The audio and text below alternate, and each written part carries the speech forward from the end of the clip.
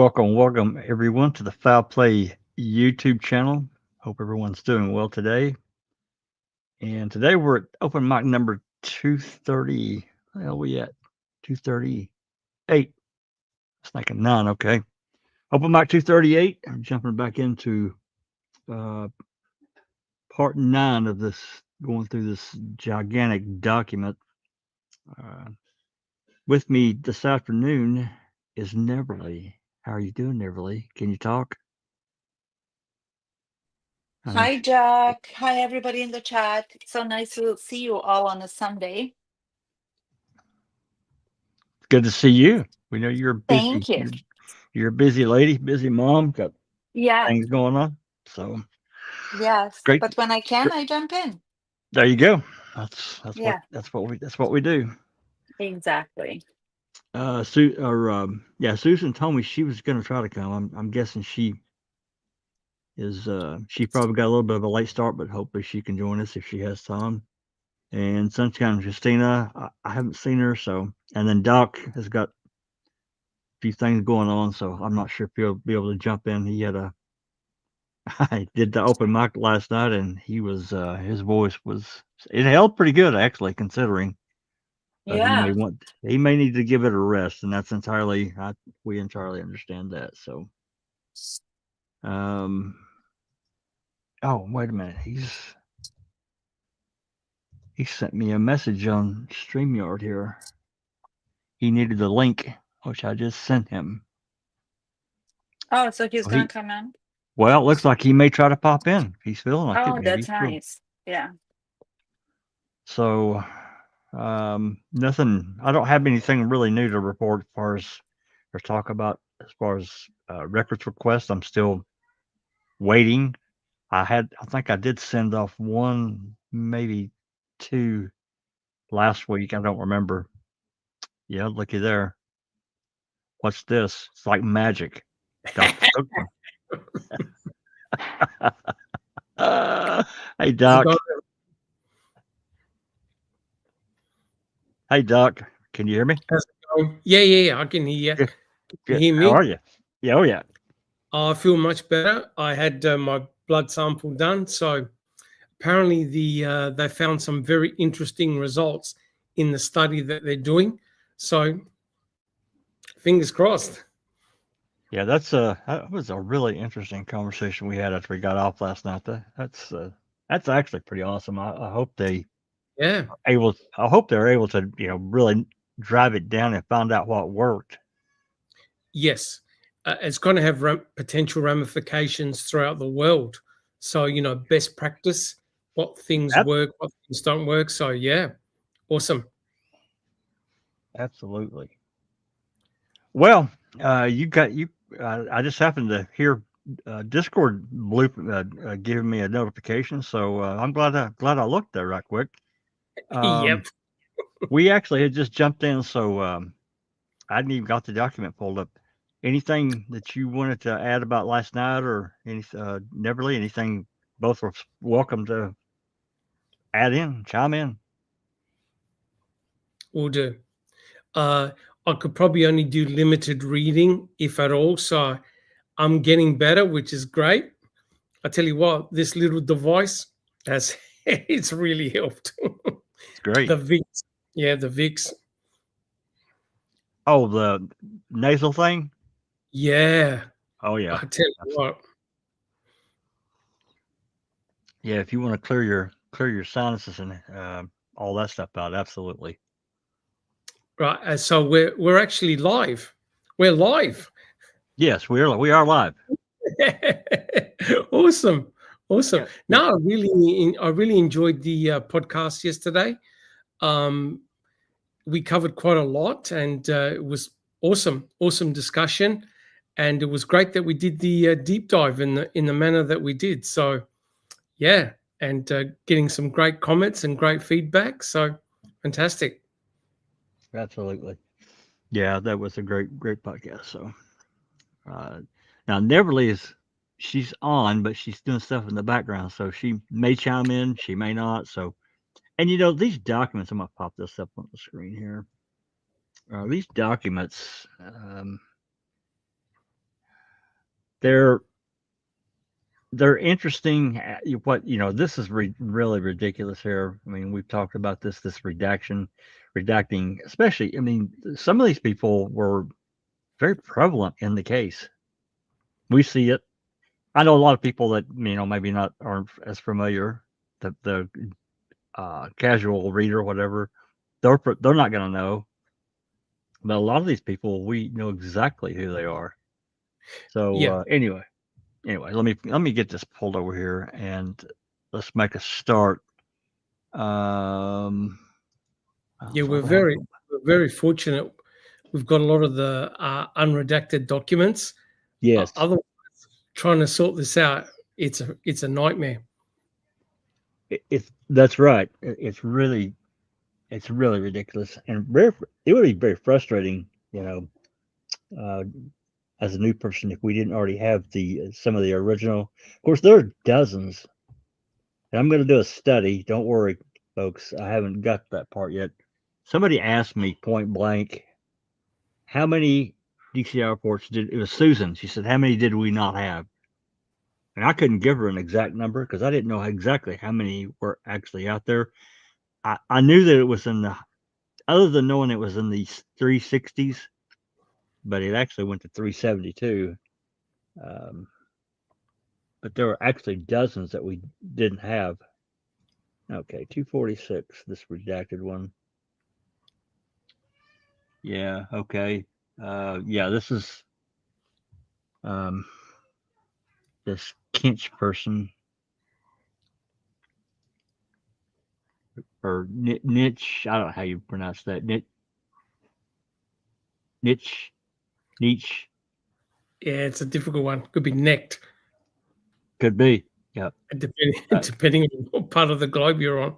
Yep. This person, this Christopher Neck, how do you pronounce his name, is a former inmate at Green Bay, or he was at Green Bay prison, but he was definitely in with Avery. So, but as you all can see, the header page off the one we have is missing. So frustrating, very frustrating. Anyway, that's who that person is. I did scan through it. I didn't see anything of interest. Caught my eye in this document. It looks like even page 1 from our original document, page 2, page 1 being the header, we didn't even have this part, this page. So truly frustrating. Anyway, let's unless somebody has something they want to add and complain about this stuff, I'm going to move on. We got all those redactions in there. 4-page document. 247. Arrest signing criminal complaint on Brendan Dassey. Yeah, looky here. Yeah. Doc says, wait, what? Yeah. We actually had this document. There's going to be obviously some redactions in this one that we probably got. I'm sure we got the full document. Originally, a second. Yeah, 247. Anyway, this is not going to get into the lengthy criminal complaint that was written out that Kratz went through the March 1st press conference that he should have never done. No. But he's got it. It's got the different counts here. They are what they are. We've seen that before. Nothing new there. This is the criminal complaint. It's going to be an attachment, which of course we didn't have any attachments in our original gathering of documents. Yeah, and then this goes into, it's just excruciating detail that Kratz did not have to do. He did not have to go into this amount of detail in the criminal complaint. Yeah, but you realize, of course, he did it on purpose for dramatic effect. Oh, and it worked. Of course. And I think there was like 8 or 9 pages here. It's ridiculous what he did. Yep. And you notice Um, the mentioning of Brendan's bleach stained jeans. of course. Yeah. Hold on just a second. No, go ahead. Yeah, okay. What do we got here? Execution of search warrant. This is 248 search warrant, consent to search, seizure of evidence. And this is also on March 1st. This, of course, is when they went back into the Avery house, went into the Dassey house. Coming up here for too long, we're going to see another. Well, you know what? I'm not sure if we'll see it or not. I'll take a look at. As I was talking about yesterday, 05705-1776 is the main case number, but there are other case numbers that they used as well that are related to the case for various reasons. And I'm pretty sure one of these is going to happen. I don't know if it happens in this series or if it's in a different case number. Regardless, it got filed in another county because they were looking for IP information, text information, whatever they could get from the Dassey computer. I can't remember if we're going to run into that or not. Let me just move on because I can't remember. But we'll get to it when we get to it. And of course, I'm not. There's no reason to read this one either because we've had this one. We read it.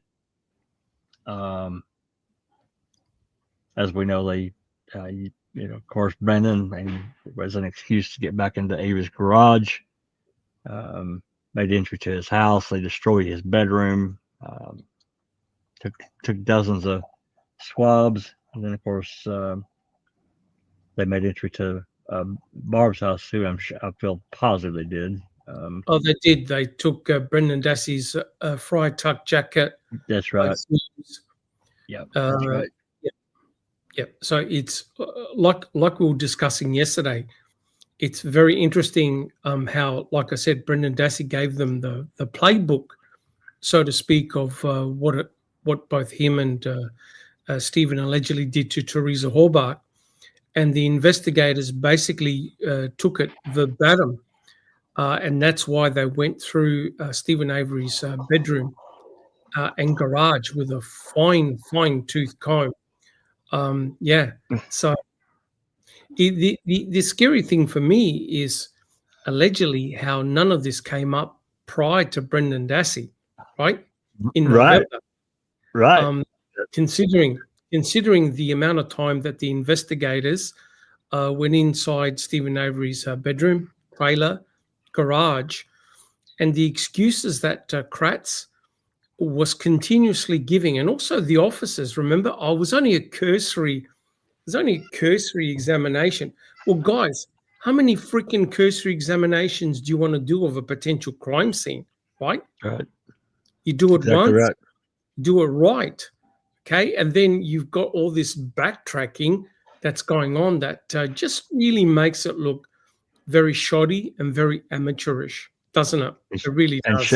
Yeah, it does. It's shady. Very shady. Yes, it does. And, we've talked 1,000,001 times about the processing of the burn pit and how that was done, and all the excuses now that are coming up, and a lot of the great work done by our team and also by Duke, examining really closely how the burn pit was examined and what was found and all the shady nature. And the way we deep dived into Stephen Avery's bedroom and also garage, and we looked at all the forensic evidence and what they were pulling out. And you think the way Kratz presented his March 2nd press conference, it was going to be a eureka moment. Oh, we found what we're looking for. Right, right. They didn't. Yeah. Look who came knocking at the door. It's funny He that says, you popped me in when Dr. Silkman was saying we found what we're looking for. You I can't ask noticed for a that. better intro. Can't get done.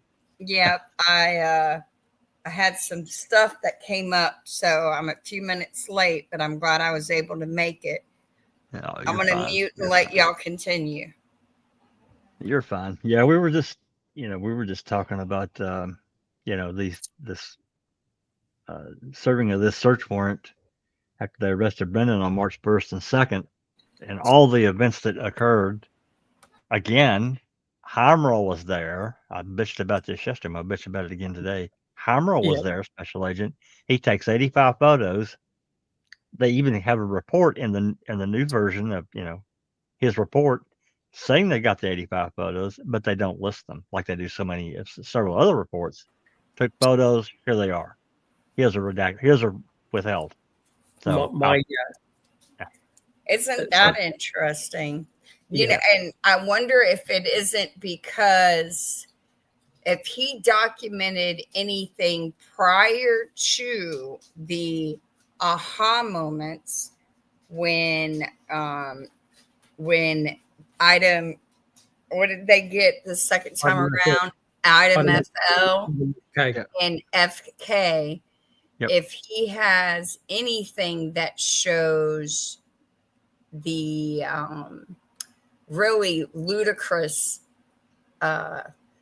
narrative that they're applying to how this was discovered, it wouldn't surprise me. wouldn't float too good, would it? No, it wouldn't, because you can't argue against evidence that shows you're not being accurate. That's for sure. Yeah. And I dare say they would have taken photographs of everything that they touched. They would have done it systematically because remember, they put down all the tents in the garage Sure. because you can actually see the chalk marks that are still present on the garage floor. So it's interesting that the family members never touched a thing. They removed the Suzuki Samurai and the Skidoo. But in terms of the chalk marks, the stuff that was in the garage, they didn't touch. So they would have done a full documentation. And I can't believe that we don't have a step-by-step photographic record of them jackhammering the garage floor. Of course. Well, yeah, and they videoed everything. We have it's so odd that we have the most random videoing of the scene, yet we don't have the videoing of this very Major event. The key pieces of evidence that they used to tie this together. It's like if they picked and chose what they could, although truthfully, they probably had to include some stuff that they really didn't want to, because the video evidence of Stephen's trailer, if it had been caught by the defense, I believe could have been presented in a way to really highlight the ridiculousness of the entire narrative of a crime, because that trailer was absolutely way smaller than they let anyone think it was. And two, there was just no evidence of this bleach cleanup nor a bloody scene. And the video evidence could have demonstrated that much more clearly than Jerry and Dean did, in my opinion. Right. Yep, correct.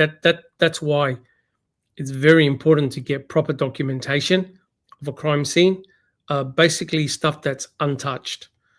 Once you start modifying a crime scene, all bets are off, right? You need to fully document what it looks like in situ before you start manipulating it and changing things around. And what I'm really interested in is what led them to go underneath the green compressor. That'll be fascinating. What actually led the investigators to go particularly there, right? And start searching underneath the green compressor. Oh, I agree. Well, and that's I think very straight on point with what Christina's talking about. We have no clue what photos Hammer was taking, what he captured, Mm-hmm. and Well, what may have showed up that is a problem, very problematic now with their narrative, right? Yep. yeah, and there's the photos we do have of the green compressor that were taken prior to the March 2nd search warrant. It's clear that there was nothing there. So, I mean, because I'm of the belief that if there was indeed a bullet fragment recovered that had Teresa's DNA on it on March 2nd, it was brought to the scene that day.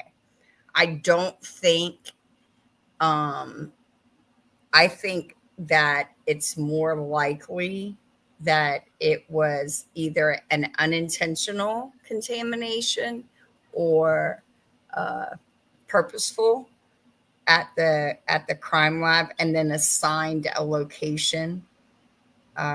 That's, I just think it would be easier than trying to smuggle it in, because they didn't really, there was so many other bullet fragments they could have chose, and to pick that spot, I think, was just to try and sell the story that, the the confession of the co-defendant is what allowed us to acquire the key piece of evidence that proves that, she was indeed murdered by this maniacal tow truck driver on Halloween with his, befuddled nephew. And if we hadn't had got him to flip, it never would have come to light. I mean, it's just so ridiculous. It really is. And also note, the bullet had to be hidden. It can't be out in plain sight, right? Because the investigators had to come up with an idea. Well, how come nobody picked it up on November the 6th and all the times that they were in the garage, right? So the bullet was underneath the green compressor behind apparently the wheel, and nobody had seen it. Jackson, apparently there's a couple of people that want to join open mic that have been in the chat. Yeah. I think they're after a link. I have a question while you do that. A few years ago, I remember somebody actually counting it. I feel like the March 2nd search of the garage was like the 6th or the 8th time they had actually claimed to have done a search. Does that sound accurate? It is actually hard to determine the total number of times, but I know that there was a major one on November the 6th. Erdl went back in on November the 8th. They would have done, they did an exit video as well on November the 12th, I believe it was. Mm-hmm. So the investigators were in the garage multiple times, but nothing really struck out. What is bizarre is, like I said, and we've discussed that, when the 4 officers walked in and they saw blood on the ground and shells, remember, there was no crime scene tape placed around the garage, right? That's rather surprising, right? This is a missing person case. They walk into the garage, they see blood, and they see shell casings, spent shell casings. They're sort of like, hey guys, tools down. We need to get we need to get a coroner or a forensic anthropologist or whatever. A CSI. That's right. Get out. Exactly right. Something. Yep. It's almost like they knew that blood, what they had found, they knew it wasn't linked to their missing person. Because if you're truly looking for a missing person and you find blood, you're going to want somebody to help you determine if it belongs to your victim or not as soon as possible, especially when you don't know what's happened to them yet. because time is of the essence. What's the show on TV? The first 48. 48 hours. They call it that for a reason. At every hour, the chance of recovery of a live person, drastically reduces. And it's almost like they treated this as a death investigation from the beginning. There was no heightened concern for retrieving an alive victim. And if you can't trust that they're being honest about why they were doing what they were doing and what was going on, then how can you trust they were A, doing it for the right reasons, and B, doing it legally the way they're supposed to? If they're not being honest about their purpose for being there, especially, let's not forget, this man was suing the state of Wisconsin, Manitowoc County, the former sheriff and the former DA, for a pretty penny. And everybody was on his side and they weren't liking it. No. Well, and the depositions were going due south for the county. Oh, yeah. Hey, anyway, not to interrupt your all's conversation, and I'm fixing to post the link to the open mic. Oh, good. Here's the ground rule. Yeah. Here's If the I could ground just rule. say something. Yeah. Go ahead. Wait. Well, here's the. I'll let you talk, but here's the ground rules for anybody that joins. I'm glad to, and it's an open discussion. Be civil. Be civil. If you don't, I'm gonna throw you out of here, and you won't get back in. And wait your turn. That's all. Well, yeah, that's right. We'll let everybody, talk, but just be civil. Have a conversation. If you disagree, that's fine. We don't have a problem with that. You see things a different way, don't have a problem with that either. Anyway, here's the link. Go ahead, Everly. In regards to what you guys were just talking about, the first 48 hours being the crucial in any investigation, with hopes that you're going to recover the person that's missing, right?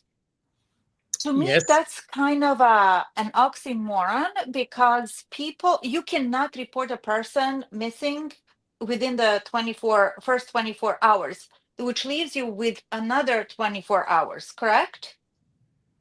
Yes. Mm-hmm. Yes. So it's kind of tricky that you cannot report it, yet the first 48 hours are crucial. And we've seen that from the movies, from CSI, from reading, from, experiencing all these investigations. And God knows that we've done our share. So, and then Teresa was reported missing by her mother after 24 hours or a little bit more than that, right? November the 3rd.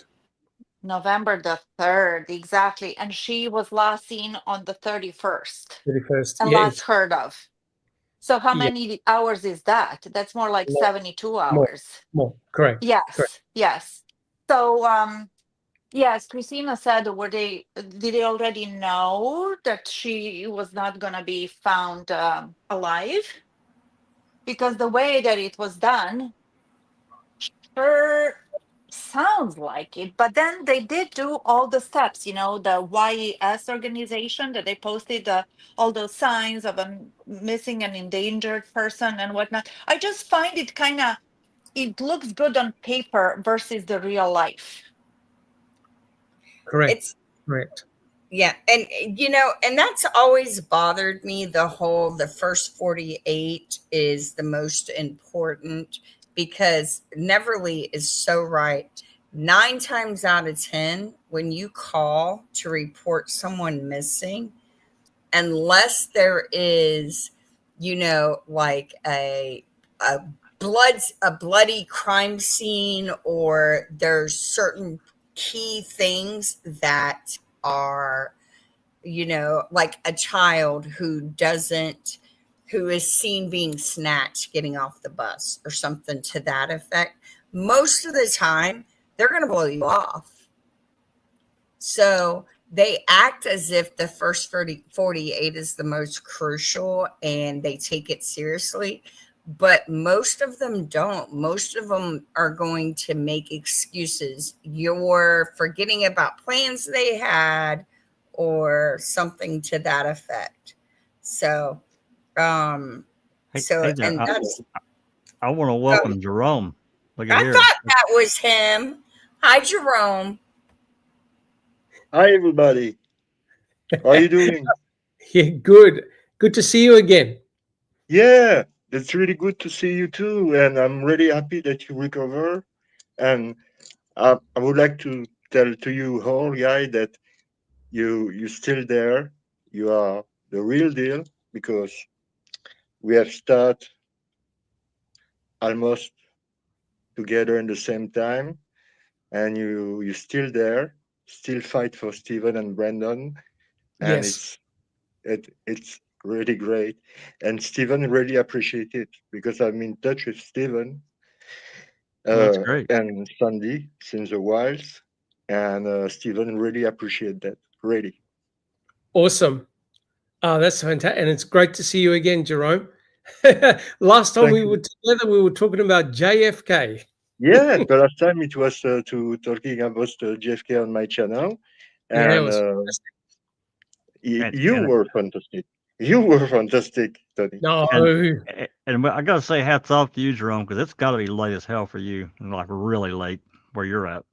Yeah, it's 1 a.m. here in Hey, Belgium.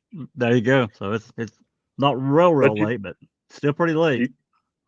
yeah, I know. But with the panel discussion I do on my channel, Yeah. it's I often start at, let's say, 12 p.m. and we wow. end 5 or 6 hours later. So Yeah, not a big deal. Unbelievable. Not a big deal, right? yeah, Well, it's good but to I'm see you, really man. happy to see you. Really. Yeah. Absolutely. Well, guys, No, you're certainly welcome to join us. Yes, Anytime. anytime. You're OG. Yep, that's right. You are Absolutely. OG for sure. You've been around, because Jerome was around in Eric Hosey's day. Oh yeah. Yeah. Yeah. I used to watch you and Eric Hosey before I got brave enough to come on here and talk. Now y'all can't shut me up, and I forget to wait my turn, and Neverly has to remind me of etiquette and everything. Yeah. Well, Eric, it's Eric Oz's fault that I'm even doing anything, like this because I had never wanted to, I watched Eric Ozzy and of course met Dr. Silkman through Robert Ducky and there's so many in the past and of course we lost Eric Ozzy, we've lost so many BB and so many others over the years, but you need to think about it, guys, gals. What are we coming up on here? Actually, very soon. 9 years since Making a Murderer debuted on Netflix. Now, of course, we left Making a Murderer. It'll always be I guess, the standard, but that's what opened a lot of us up to this, to ask more questions, to really be interested enough in a case or two to really say, like, wait, something's weird here. Something's not right. Millions of people were like, and then begin to understand the actual legal process. That was a big learning curve, I know, for many of us, and I get it now. I do. I don't necessarily agree with some of the things that they have in place in our criminal justice system, or the ability for the checks and balances to be so far out of whack at times, because they are. They're really bad. But anyway, I certainly wanted to welcome Jerome. And look, anybody that wants to join, I'll put the link in the live chat. So if you want to join, please jump in. Just be civil. Even if you don't agree with me or whoever, you have a different opinion of something. Hey, look at there. Look who just slid in from work. What are you doing on here? Looky there. How you doing, Susan? Good. How are you? I'm doing great. We We got got a a crowd. we got us a little crowd going. I think there's. Yeah. I see that. I just walked in. I thought there was another one or two that wanted to come in. Hey, look, there's Raven. Look at here. Hi, Susan. Hi, Jerome. Hello. Hi, Hello. Sunshine. Hi, Dr. Silkman. hey, Hi, everybody. hey, Raven. Hey, Hi, Raven. Raven. Hello, is this working? It is working. It is. Okay, cool. I didn't even know if I put my gaming headset on because I didn't know if my laptop audio was going to be worth it or not. So Yeah, you sound good. Well, it's good to meet you. We've talked a lot in Discord, and yeah, no, I like hearing your voice on the open mic and reading with the crew, Jack. Your voice is very tranquil and soothing. I think it's your accent. I have a buddy who has the same accent that you have, and it's really nice to listen to.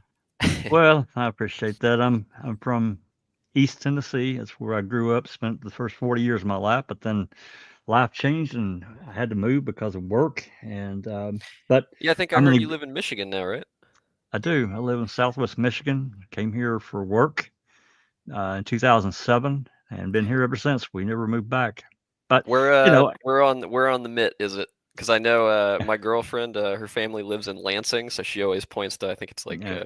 I think I'm looking at the opposite way, but I'm about 25 minutes east of Kalamazoo, which is near right on the lake. So I'm Yeah, sure. approximately we're approximately She would 50 know where minutes. that is. I have no idea where that is, but Well, Kalamazoo is at the bottom left corner of Okay. Michigan, near a couple hours from Chicago. We're 2.5, 3 hours from Chicago.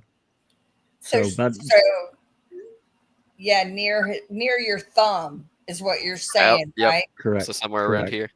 Yeah, correct. Okay, that's Yeah, kind of cool. Yeah, we're about 50 minutes from Lake Michigan. Not too far. Right on. So So is we Donna?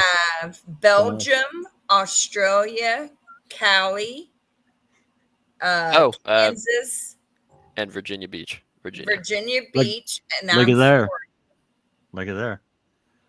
I've actually been to Virginia Beach. I mean, we didn't stay, but I've been through there. Absolutely. Right. It's all right. It's a tourist town, you know. I mean, it's the off season now, so it's nice and quiet, other than Navy people. But Sure. Oh I yeah, a gotta lot of read this comment. Donna says, I blame Jack for his voice being so tranquil. I fall asleep before the open mic finishes most of the I'm guilty of that myself. So if you guys need, if you have insomnia, just come listen to me talking. You're set. You're golden. I mean, hey, maybe that's news. You should start an ASMR channel.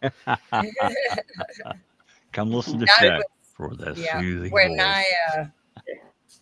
I'll say this and then I'll mute. When I first discovered this case, Eric Jose was who I fell asleep to for months, just trying to download all the data. He had probably the most extensive, because I started in it was before Making a Murderer 2, so like 2017 is when I started looking into the case, 2018. And he had the most data that I could find, and he was still producing it, like information, and there was just so much. And Reddit was such a minefield. It was dangerous to be on there. They would just take your head off. Well, when I joined, the first, I'd seen the ads for Making a Murderer, and but I didn't really think too much about it. But then my oldest son said, "Hey, have you watched that series?" Because he knew I was into true crime, but being into it is that it was an interest. It wasn't really like I looked at it often, but he said, "Have you watched this series on Netflix?" I'm like, "No." He said, "You check it out." And so I did. And I'm like, "Okay."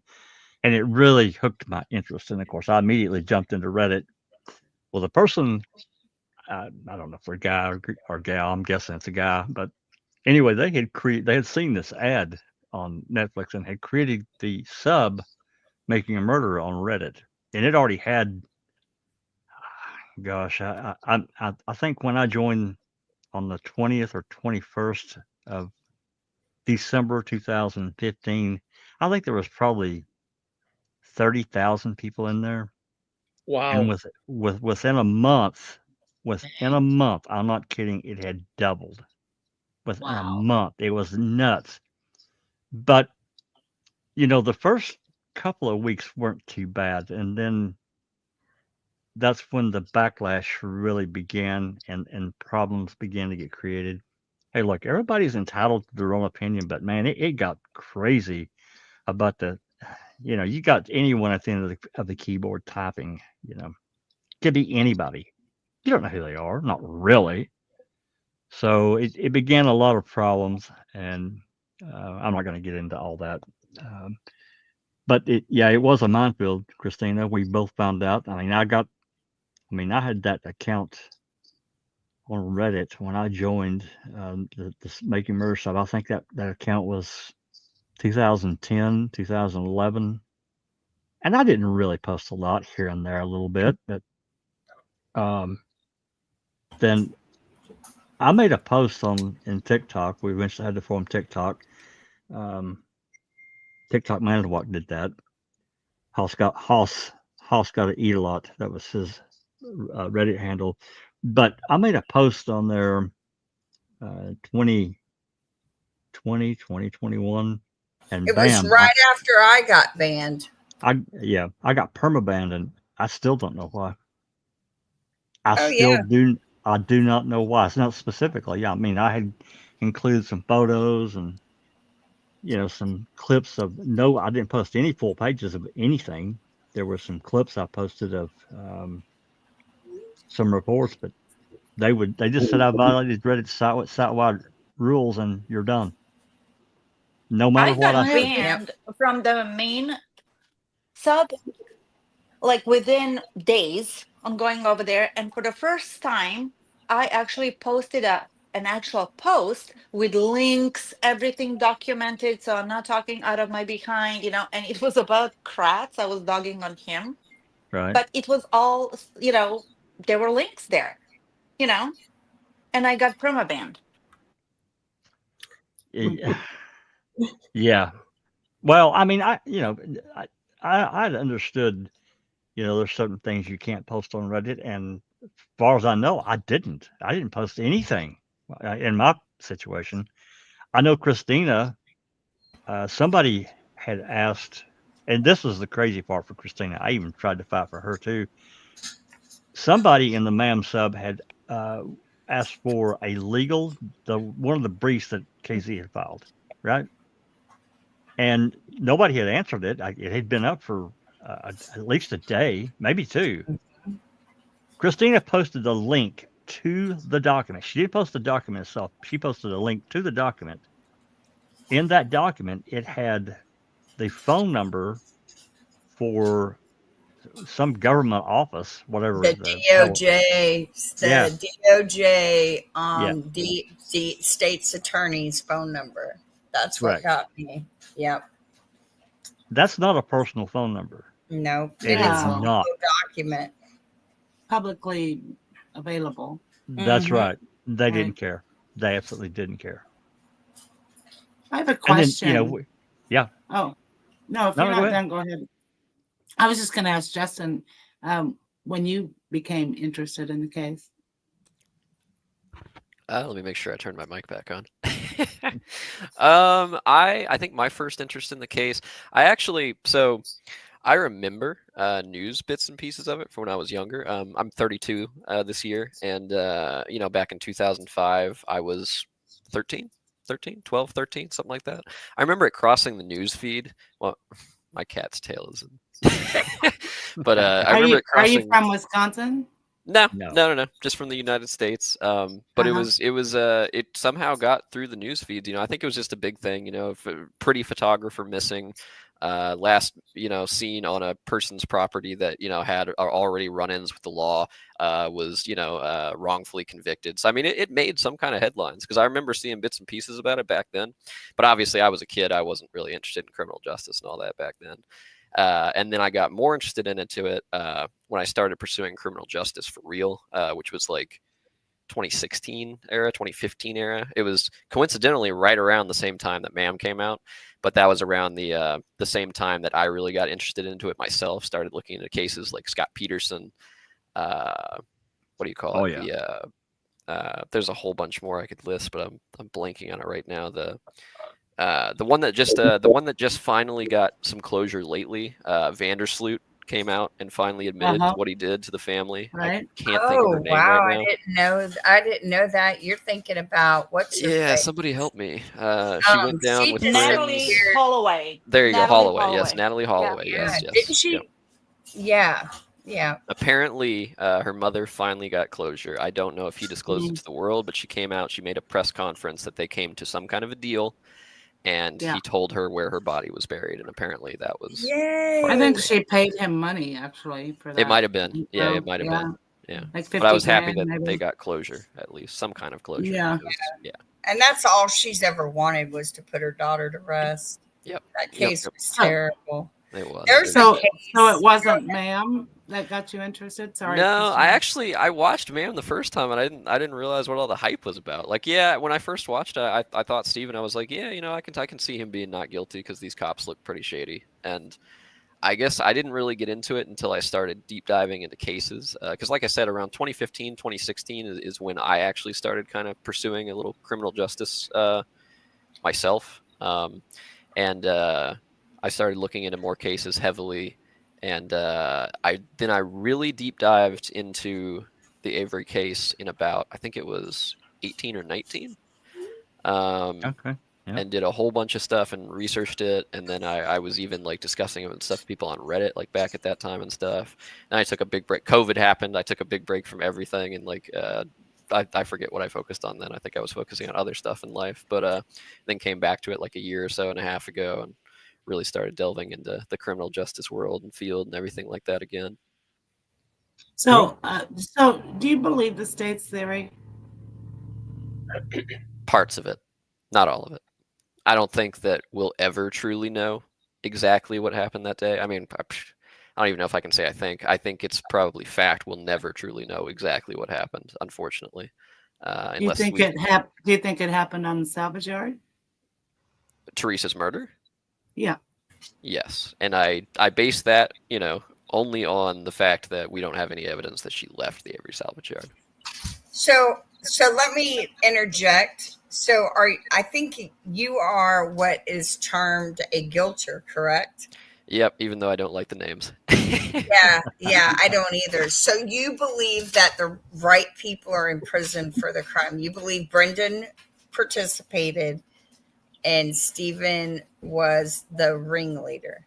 I believe that they're most likely guilty, yes. Avery has always been higher for me. I think like an 85-15% chance. And Brendan was always a little lower to me. And thanks to you guys, that's actually lowered about 5% as well. A lot of the things that I've watched and seen here, my opinion has gone the other way, that he might actually not be involved. I still believe a little bit over 50% that he was involved, but you've shrunk it, is what I'll put it that way. That's incredible. That's good. Hearing I'm that just from being you, honest. Raven, that's fantastic. Yep. And even some of the things about Avery, like it used to be for me, I want to say at one point I was probably like 90 and 10%. Some of the things y'all have mentioned have put me at 85 and 15. Like for one thing, I think it was Susan mentioned about the Sherry Colhane's testing, and I think Silkman reiterated this as well, is that it is true. She doesn't have to be part of a conspiracy. It could have been a accidental contamination, and I do accept that as a possibility. I don't think it's a likely possibility personally, but I do accept that as a possibility. And because of your arguments on that, I give that some credence, and I lowered it by about 5%. 5%. Well, it's something. Yeah. Yeah. I like putting a face or a actual voice to guilters, because part of me is convinced like they're all like, especially, have you been on Reddit? Yes, I'm on Reddit. At all? I've probably got a little too heated on Reddit with some people. I will say that I've lost my cool on Reddit with some people. So it's easy to do. I've done it. Yeah, I've done it. I'll acknowledge that. But some of them on both sides, I believe, are just paid to start drama and really don't care about, the truth. So I am grateful that you are here, because this gives me hope that, there are still people who are actively trying to understand what happened in this case. Yeah. And before I forget, there's a case out of Virginia. She came down from New Jersey, I believe, on spring break and disappeared. Real cute little How brown recent? haired girl. A few years ago. I was gonna see if you knew her name, but like just that easy. But if not, I'm gonna mute and I'll look it up while everybody else chats. Okay. And yep. And Brunette girl came down from Jersey, disappeared in Virginia. yeah, on spring break. It was like that she lied to her mama too. Because I was like, wow, I've done that so many times when I think I remember that. I think I remember that case, but I can't remember the actual particulars, her name and Interesting. stuff. Yeah. I mean, I know it's not this case, but it sounds interestingly similar to the Maura Murray case. If anybody knows that, I've done a deep dive Oh into yeah. that too. Oh yeah. Yeah, That's Oh, that's yeah. a fun one. There's a lot of stuff to talk about there. That's a There is. puzzler. That Yeah. one. It is. I'll have to Yeah, look into that though. I tend to agree with Raven. I don't know that unless somebody steps forward from somewhere out of the, maybe not even the shadows, and presents something that's we can back up with something factual, or they have something that we can definitely tie to X, Y, and Z. I don't know that we'll ever really know, but everybody has their reasons for getting involved. A lot of them, some of them are the same. I mean, for me, it's really about how the investigation and the prosecution for the state conducted themselves. That's really the nuts and bolts for me.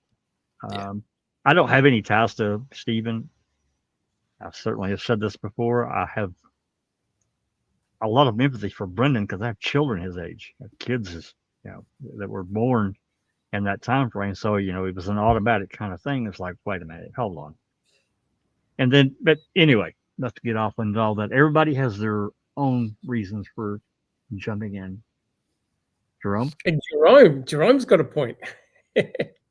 Yeah. Like I told you, I'm in touch with Sandy and Steve. So I can't say too much because it will be new evidence in the case. But what I can tell you, it will be a fact soon that the license plate, for example, the license plate from Teresa was not belong to her. That's interesting. HSASWH 582 yes, doesn't belong from Teresa. No, because she renewed her insurance in September, but not with this number of license plate. We have fine documents. that's First interesting. thing. Second thing, the RAV. They never find Teresa's RAV. So they need to find a RAV to put on the heavy salvage yard. I've always, yeah. It will become a fact soon, but I told you they need a RAV4 because they didn't find Teresa's RAV4. So that's why there is a lot of nonsense like no DNA, no fingerprint, no hair, no fiber, nothing coming from Teresa in or out the RAV4, just a blood that the prosecution say, because Jerry Buting and Dean Strang had never had the opportunity to make their own test. I have interviewed Jerry Buting 2 or 3 weeks ago on my channel, and I was talking about that with him when we were not live, because like I told you, I'm not really supposed to talk about that before it will be on court, but the car of Teresa allegedly knew when she buy it. No, she was not new. We have found records from a kind of auto trader in America It's I don't remember the name now. It's cars.com or something like that. It was active in 2005 in Idaho and Utah, and we have find the number, the real VIN number coming from this vehicle, who is the vehicle who is presented as Teresa's vehicle by in 1998, because it's not a RAV4 of 1999. Excuse me, it's my dog. It's not a RAV4 of 1999. It's false, and we can prove it.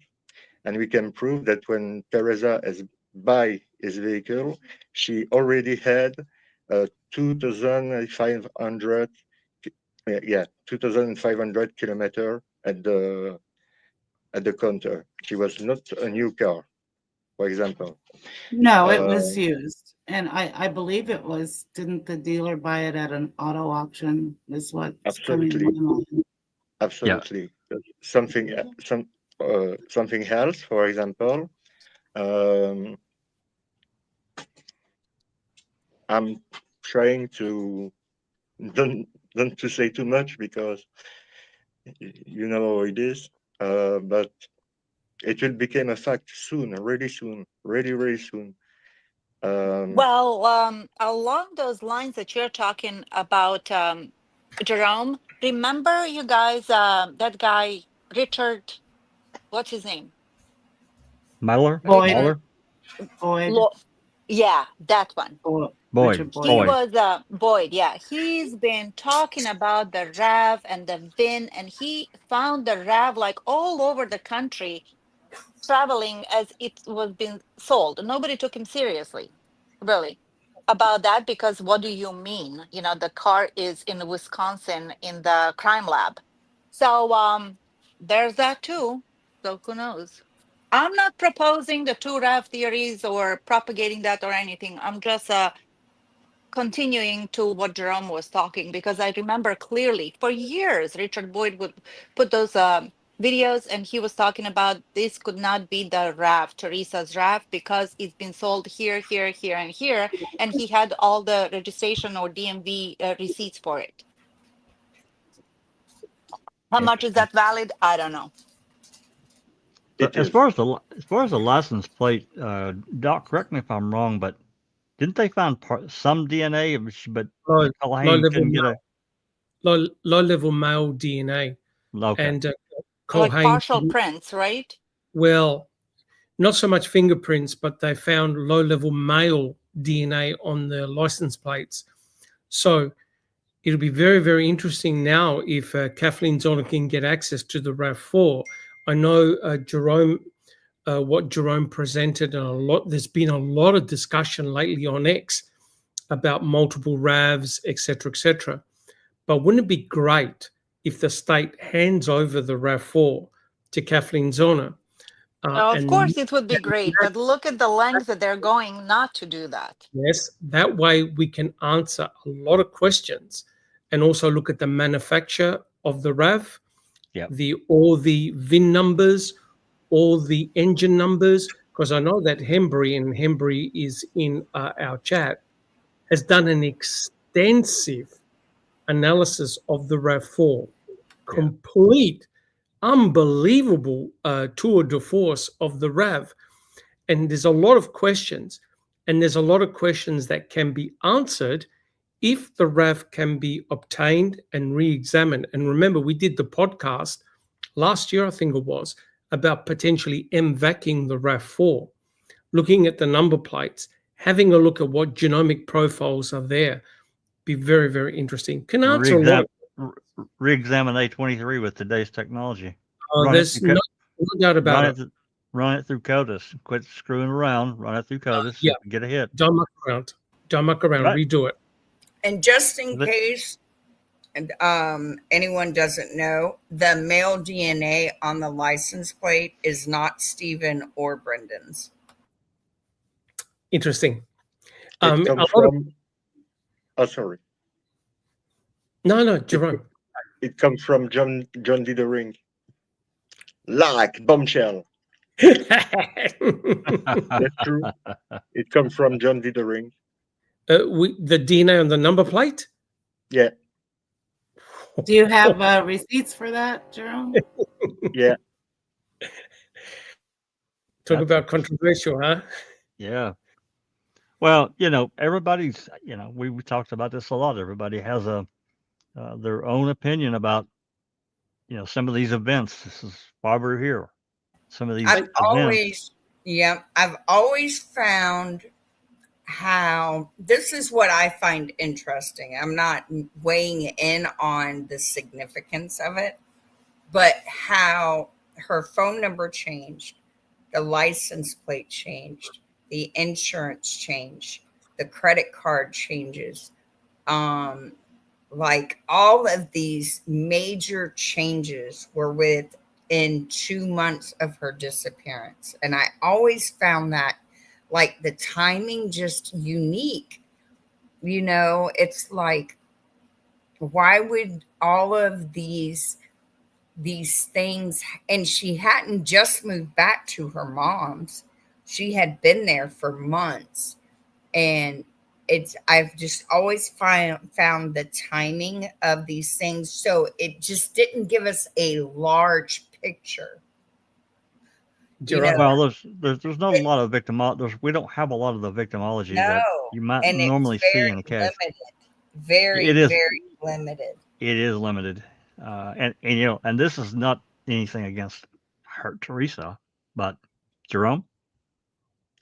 Yes. I would like to point it out a new thing. The FBI, when a case is open, take the name of the agency involved in the case. Okay?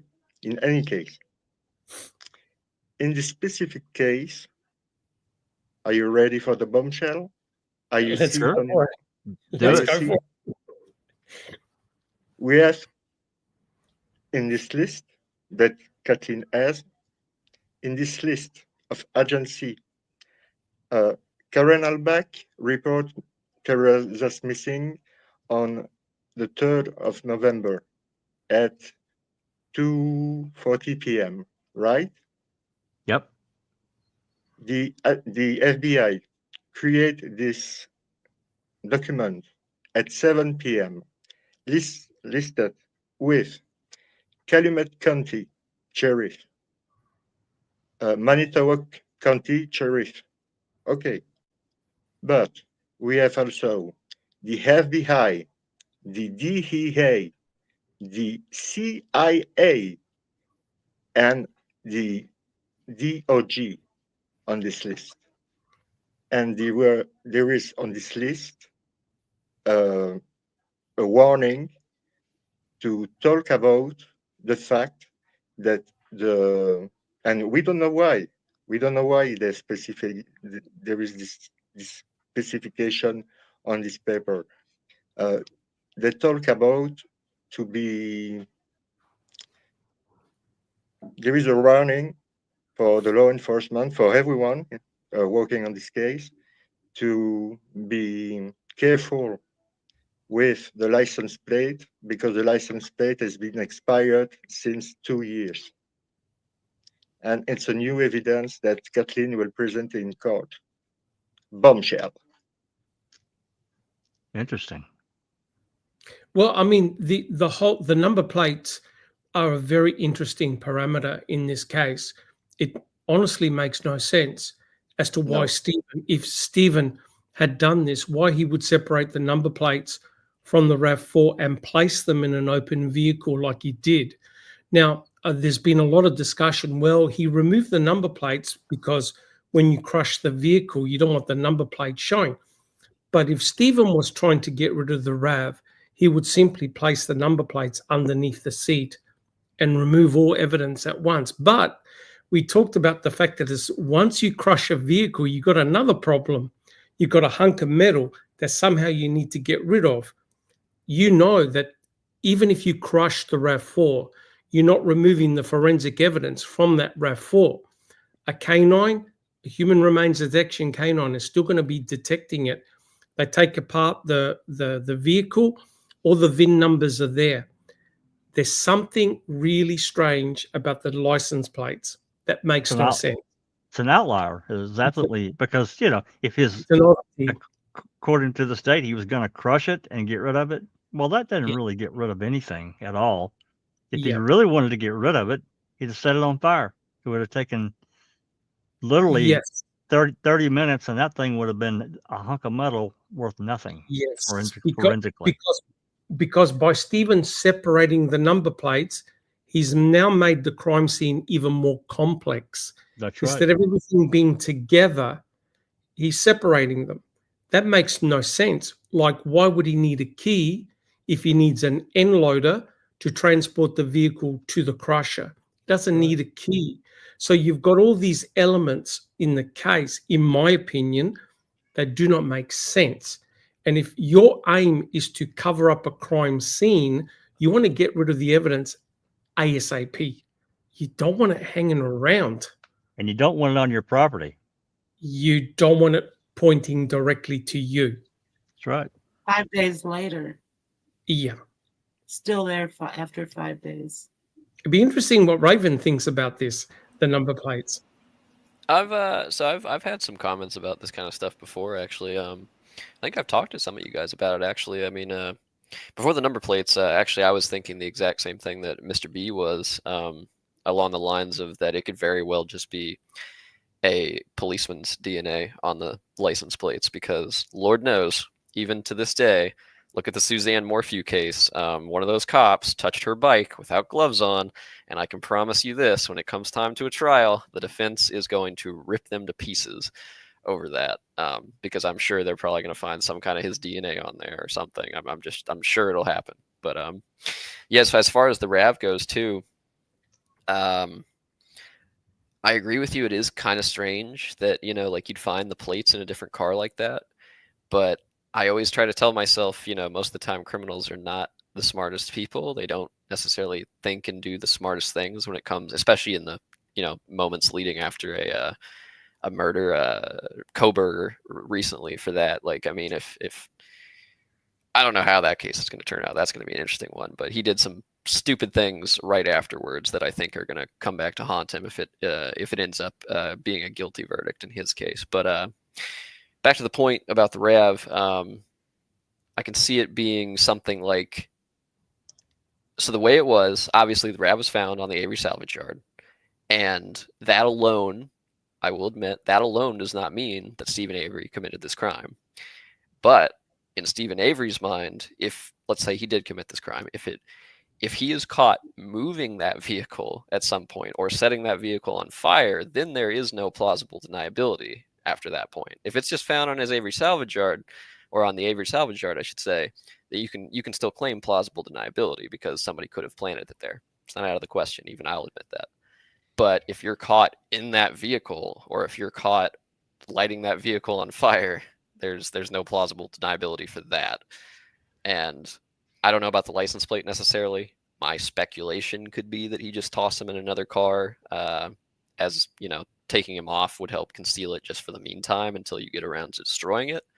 But again, that's all speculation. I have a feeling that if he did have some kind of plan for the RAV, that he would go back for not only the RAV but the license plates as well. Yep. Interesting, because Brendan's narrative about what Stephen did with the number plates doesn't actually match with the number plates being found. So you're in this very difficult situation whereby, like I said in the podcast yesterday, you've got the blueprint to what happened to Teresa, allegedly happened to Teresa, given to the investigators by Brendan Dassey. And Fassbender and Uyghur are basically trying to put a round object into a square container. They're trying to retrofit, and it's making no sense whatsoever. And that's why my approach is I got rid of everybody and I focused on the forensic evidence. What does it show? And that way you don't have to worry about bad actors because, you mentioned Stephen's name, Kratz's name, Culhane's name, and it sets off people big time. So they tend to lose the minutiae, what is important here. So my approach is very much, and Justin, you and I, we've talked about this on Discord. My aim has always been the focus on the forensic evidence. What does it show? What makes sense? And again, it comes down to two Stephen Averys, the genius and the idiot, right? He's a genius because he can remove all molecular traces. And I know you talked about, Justin, about the Japanese guy, the serial killer, right? But he had time. He had experience, whereas Stephen never had any of that. And so he's molecularly expunging Teresa Horbach from his trailer and garage, because I've shown through our podcast yesterday about the ridiculous claims that the state were trying to say, well, we didn't find any blood, but we found bleach, even though there's no evidence of it, by using the luminol. So you've got all this ridiculous situation going on where Stephen is an idiot by leaving his blood in the RAV4 out in the open for 5 days, and a plane flew over on the 4th, saw nothing, right? Then you've got the investigators tearing apart his garage, his trailer. There's no molecular. There's nothing of Teresa there. So there's something weird going on, something that doesn't make sense. In my opinion, it points to planting. And I hate to say this, but it points to a family member. Remember somebody what they said? Somebody with access for sure. So on cam, they said, oh, someone had to know the salvage yard to get away with this. It's either they did have a lot of regular customers. That's true. That were very shady. That's true. It's someone that had to have known the layout of the salvage yard. Well, who also knew the layout of the salvage yard? A regular customer who was none other than Colby. Colburn, yeah, but Colby, yeah, Colby. Yeah. I have a question. I'll get to you, Jerome. I promise I'll get to you. But we're talking about unknowns, and this. Justin being on here, I want to get their take on something. I'm fixing to show something, and I have an opinion about this. Don't let me rob the whole time of whatever Well, tonight's open mic. No, I'm not. This will be pretty quick. I think, and anybody can comment. I have a question for Justin too. See, it's okay. I don't mind answering them. I just don't want to take away from y'all's original plan either. Well, no, I mean this is fine, but Okay. if you look at this, this is the rear, the cargo area, the RAV, and I created this because you can definitely see a straight line of the blood, and it stops. Do you think there was a cargo mat in there and it was removed with Teresa on it? Yeah, I see what you're saying about kind of like the hue. You can kind of tell it's got like a reddish hue there, and then it becomes more like the actual carpet color was supposed to be. Correct. I don't know. I think the best answer I can give you is an I don't know with a very possibly maybe, because I could see that being the case, or I could also see that being the case if the car ever had anything wet in the trunk that started to the very bottom of there is probably metal and started to rust, and then that I know this happened in my Camry actually. The floorboards, the very edges, the carpet started to get kind of rusty, kind of brownish color, something like that. But it is very possible. There could have been maybe some kind of mat in there too. I don't know. But I mean, that is blood. That is blood on the plastic, by the way. Yes. Okay. Yeah. I'm just solely talking about the carpeting there. I know. So, but you can add in that you have the presence of blood above it to your thinking. You know what I mean? Like what you had on your carpet didn't have blood above it, did it? Well, no comment. At one time, yes. I think I told that story in the Discord at one point. I could go ahead and tell it again. Because because that's the key for me. Because Yeah. I've spilt stuff in the back of my vehicle. I've had the stains and all that, and I know how water can drip stuff down. Yep. The issue for me is that is the only place we have Teresa's blood. And below where we know Teresa's blood is on the carpet, there is a straight line of what looks like real blood. And as someone who is a klutz, I can tell you a lot of these so-called blood stains in this case are very sketch as being like actual blood that comes from accidents or trauma. Just because I've seen a lot in real life that a lot of people have not.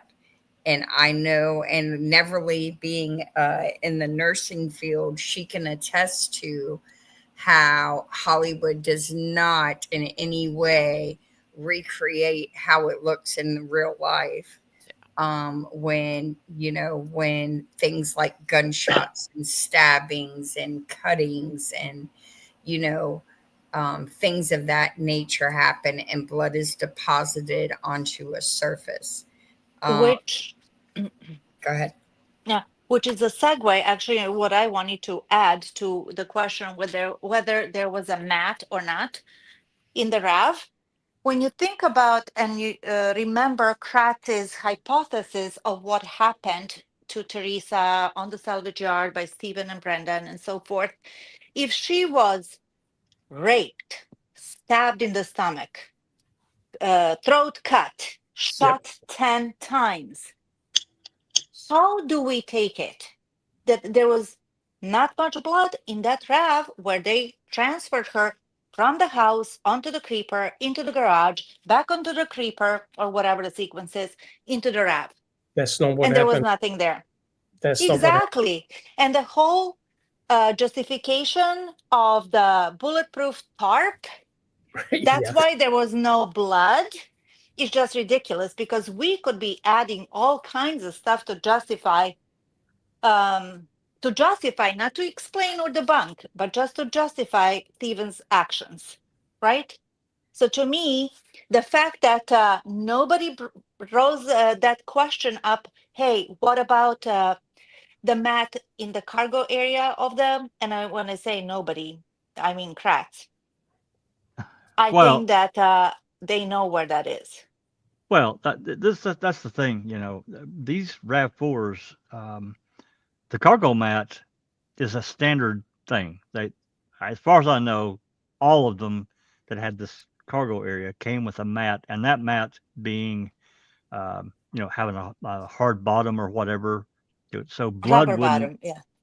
There you go, exactly. So if she's laying on it, that blood's not going to go directly through, like below. That's the point of carpet. having a cargo mat. Well, Exactly. you know what's going to happen, right? They'll luminol spray it. Please, And I wish they would. See that mat right there? They'll disassemble it and turn it upside down, and they'll Please. luminol spray it. And That's why exactly didn't they do that already? If they took carpeting from his trailer, why didn't they do it from the RAV? Because it'll give them answers that they don't want to know about. Exactly, that's my point. The That's my number one point. thing, I actually think they did lift the carpet. Isn't that one I don't picture think that so. shows that it shows the carpeting kind of in the front. yeah, or the back. Not the back. even. Not the back. Not Not the back. I don't remember seeing anything in the back. But I think if this was raised up, this plastic piece taken off, I think we would find probably a significant amount of blood, or at least some, down in that crack there. That's what I think. Anyway, I just wanted to throw that out. I think it's quite a possibility, Jack, that there could have been a mat there. Oh yeah. Yeah. I mean, they're pretty standard. Because it's pristine. You can see the delineation Yes, of the plastic. and the carpet is pristine. Yeah. Which So- begs the question: where's the mat? Exactly. Probably used to transport Teresa Hallbart to a That's what I specific think. location where dismemberment took Probably. place. Yeah, That's what because I you think about it, you got a bleeding body, you've got a carpet mat that's absorbent, it's not going to be dripping blood. So there's something not right there. But the incredible thing is they asked, I think Erdl, and they asked the other blood spatter guy, did you luminol treat the RAV? No. No, didn't do it. Hello, isn't that like crime investigation 101? No, their excuse is, well, we saw the blood stain, so we just swabbed it. There was no need to luminol treat, because luminol treat is when you can't see the blood, but the luminol treatment will tell you entry points. If Stephen, like I said yesterday, if Stephen had a little bit of blood on his fingers, or somebody came in and somebody left, it'll give the prints of how that person entered, how that person exited. The number one thing that Zellner's experts are going to do is luminol treat. You can detect the blood that's been there for years. If it's there, it'll light up. And that's going to provide answers that the state may not like. Yeah. Well, Dr. Silkman, if you're thinking reasonably like that, I totally get it. But luminol, why is luminol used anyway? Because you're suspecting that it might be blood somewhere, right? Correct. You don't Correct. use it when you see it. No, you use don't. it when you're suspecting. Correct. Yeah. Correct. So weren't they suspecting to find blood there? They stopped. Or there is lack of blood in the back where They she stopped. was, allegedly? No, they stopped. As soon as they took the swabs that they could see visually, and they found Stephen's DNA in the RAV, they stopped. Come on. That's it. You know why? Because it's good enough. We have a tie of Stephen to... Sorry, Jerome. Yeah, go ahead, Jerome. Jerome. Okay, thank you. I understand that everybody is really focused and interested by this nonsense about the blood of Stephen in the front and Teresa on the back. But in fact, none of anything never happened. That's Jerry who told me that. You know that Jerry and Dean was not allowed to make their own test. He was allowed about that. Okay. They only observed the RAV. They only observed the RAV. They did no testing. No. And Kratz and the prosecution knew it. So they don't have, because the RAV4 doesn't come from Teresa. It's not a RAV4. So they need to plan blood. But they don't need to plan blood of Teresa or Stephen. Why? I'm going to explain you why. Because, like, they are their own people to do the test. They don't have to prove that it's Teresa and Stephen's DNA. They just have to create a document who say that it's Stephen and Teresa's blood in the RAV4. But in fact, this is not Teresa's blood in the back, and this is not Stephen's blood in the front. And it will be proven soon. I see what you're saying, like the swapping of the swabs, the relabeling the swabs. Okay. Yeah. Same thing. Yeah. In those documents, they can say whatever they want. We have, I already talked about it so many times over the years as a nurse. You know, you can say whatever you want. Exactly. It's written down. If it's written down, it happened. If it's not documented, it didn't happen. So. And just one more thing, and after I shut my mouth, Jack, do you have the picture of Teresa just before a car? You talking about where she's the picture that Tom Pierce took? Yeah. I'm sure I've got it somewhere. Yeah. Hold on just a second. You guys talk a minute. But I think everyone comes to an agreement that the processing of the RAV was very, very incomplete. Raven, even you must admit that. A lot of the things in this case were not done very well. Yeah, and that's what has led to a lot of speculation and also a lot of anger and angst. that it's interesting that the FBI decided to come in and do 3D scans, and yet all they had to do was just a little bit more extra work and processing. And they had the RAV potentially in pieces, and they could have done much more extensive testing. But I don't think the FBI can just come in and do that testing. They need permission to do it, right? They have to be invited by whoever in charge of the case. Yeah. Correct. Okay, here we go. Test has been reproduced about this picture. A girl from the same size of Teresa, at the same distance of the same car, had been taken on picture. This picture has been altered. Of 1 foot, 1 head of Teresa's up. Why? I'm going to explain you why, and I'm going to explain you why this picture has been tempered. Why to temper this picture, and why made Teresa taller? It must have an explanation.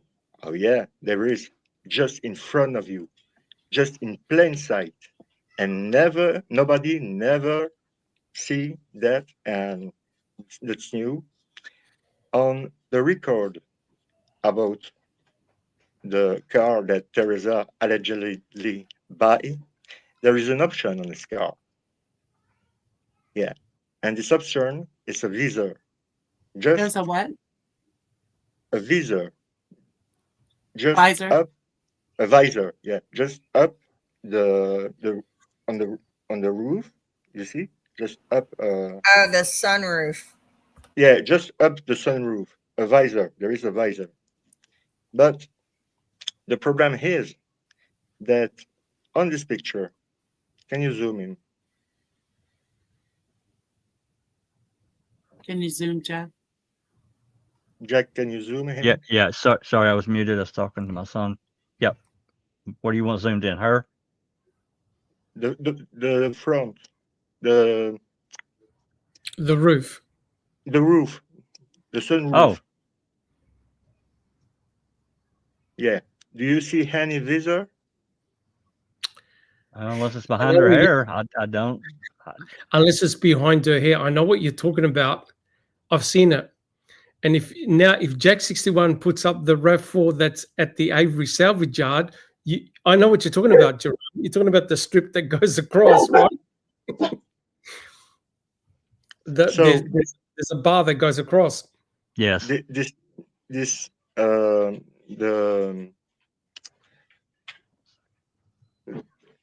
made the same test. They took a woman the same size and approximately the same weight of Teresa, but exactly the same weight, the same size, exactly at the same position, because we can define the position between her and the car. And on this picture, Teresa, who was 5'6", is 1 head taller than her actual size. This the proof that this picture has been altered, and this picture was not presented at the beginning. She was presented in 2007 for the first time. She's standing closer to the camera than the car is. Yeah.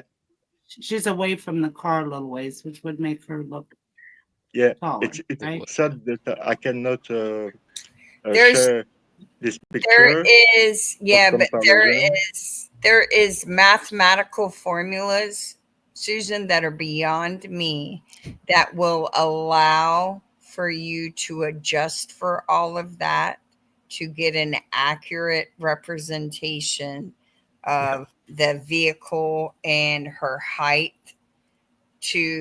So we may not understand it from looking at it from our vision, perspective wise, but they can determine that photo is not a legit photo. because like they Yep, that's it. yeah. Oh wow, there is Yeah, a visor on yeah, it. that No, I could this is see not. could This easily is be not the visor. obscured by her head Yeah. where she's standing This is not right the behind visor. her. The visor was after the sunroof. It was a kind of I stuff remember KZ talking about it. just under, under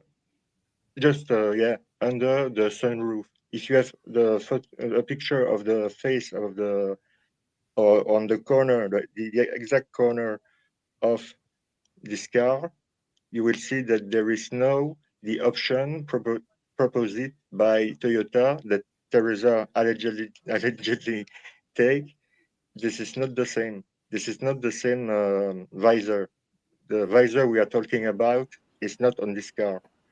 And I was talking with Steven and 3 weeks ago, and we were talking about that, and he remembered very well that the car was green. He can figure out about that. And I remember that he told me the same from the size of Teresa and the size of the RAV4. He told me that she was at the same size that the top of the RAV4. And on the picture, you can see really well on the picture just we have seen just before, you can see that she is 1 head taller. It was to hide this specification that nobody will be able to see. So to prove that, in the first day of the trial, the first people who was asked to testify was Mike Albach. One moment, Judge Willis say to Ken Kratz, Mr. Kratz, stop. About this picture, and we are talking about the picture we were looking at. About this picture, she's not referenced. No, Mr. Judge, but can we have the original? Do we have found the original? We're still looking for. And this, yeah, we see that, but this is not the visor who was in option on the RAV4 of Teresa. No, this is not that. Yep. So what's interesting is that photo of Teresa with the RAV4. They could probably get away with it, except for, if I recall, Tom Pierce testified that he took that photo. Correct. Yeah. So it's on the record. And we all know if it's on the record, you are bound to it. So that is and that is definitely a sun visor. Very interesting. And I picked that up immediately when I was looking at the pictures.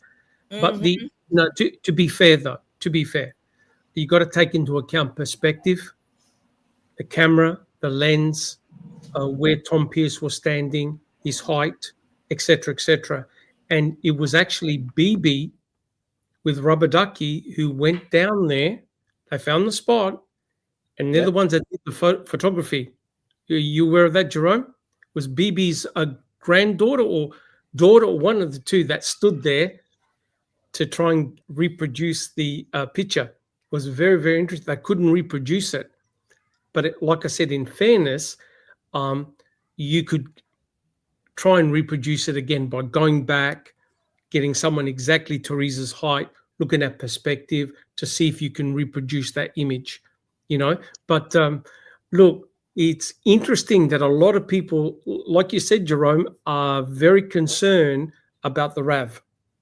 And that's why hopefully if Kathleen can get it and examine it from top to bottom, bolt from front to back, because what I find incredible is in 2024, we still do not know what caused the broken blinker light, right? And also what caused the blood on the back door of the open back door that Stuart James reproduced by showing that Teresa Halbach was hit bludgeoned by a blunt object very close to the ground. So she was repeatedly bashed, which totally destroys the state's hypothesis. And what Brendan said, that Teresa Halbach was inside Stephen Avery's master bedroom, pinned up to a bed. Because one thing that Brendan never said was, oh yeah, I saw this blood on her head. Teresa Halbach was bludgeoned. And it makes perfect sense, because you look at the blood that's on the back door and the blood that's on the plastic molding that Raven was talking about as well. So she was bludgeoned, likely placed in the back of the RAV and transported somewhere, which doesn't make any sense. But what is bizarre is that John LeQuern, the propane tank driver, said he saw a green mid-sized SUV drive past him. Exactly. Green. He's the only eyewitness that saw a vehicle go past him, and it couldn't have been 345 because he never saw the school bus, which is incredible, because Stephen said, I saw her leave. And here you've got someone with no skin in the game says, yeah, I saw a green mid-sized SUV. No one has come forward. I know Dean Strange said, well, no one's come forward to say they saw Teresa off the property, but no one has come forward to claim they were the driver of the green mid-sized SUV that went straight past John LeQuern. Timing-wise, if he didn't adjust his clock, it fits perfectly. He didn't see the bus. perfectly. And he never saw the bus twice. Right. Well, which, and the Sawinski call too comes, that comes in at a 90-degree wedge in here, because, we don't know what Senglub said to Sawinski and what Sawinski actually said to him, and it went Correct. nowhere. They didn't interview the guy, and he's on the property every day. As far as I know, the only one they didn't go talk to. Some of these people they talked to 2 and 3 times that lived around there came on the property. And you have the search warrant that was on file with the blunt, bloody object in the vehicle. Yeah, that's a big problem there for me. Big problem. Which fits the narrative, right? I know and that the forensic evidence. Yeah, correct. And in the state, when it was presented in front of the judge and the jury, the blood spatter expert got it wrong, because he opined that Teresa Halbach was thrown into the back of the RAV4. Slung in, yeah. Slung in. And you could tell by the angle of the blood droplets that by gravity, you can't beat the physics. You can't beat the movement of blood through the air. It hit the back door at 90 degrees, went down. That's right. Did not go that way, which destroys a very important part of the state's narrative in terms of that Teresa Halbach was very likely bashed behind her own RAV4. Yeah. Now, wait a minute. You've got who saw Stephen and Teresa together? Nobody. Bobby Dassey never saw Teresa with Stephen Avery, right? So there's something not right here. If this encounter occurred between Stephen and Teresa, how come Bobby Dassey never saw it? There's something not right here. Something's not adding up at all. Something is not adding up, which then discredits Brendan and his recollections, because remember, if someone is bashed in their head, she's likely dead already. This is a severe beating because you got cast off blood. And notice where it is, where it's distributed, right? Where it's low, which meant that Teresa was knocked to the ground. And whoever hit her, either a hammer or something, a blunt object, the blood is spraying straight back, right? And it's Teresa's blood. And then you've got blood on the back door, blood on the actual plastic panel, and then it's clean, right? And if she had a carpet at the back, she got wrapped up in the carpet and transported somewhere.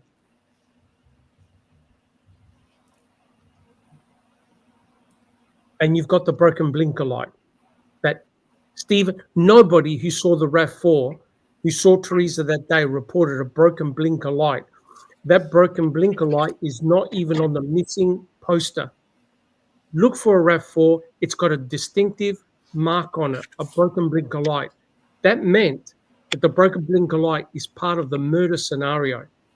Brendan never mentions a broken blinker light. Oh yeah, when me and my uncle transported the RAV4, we hit something, and and then why is the hell is he picking up the broken blinker light?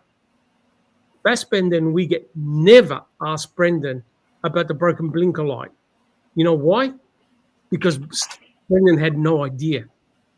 No idea of it.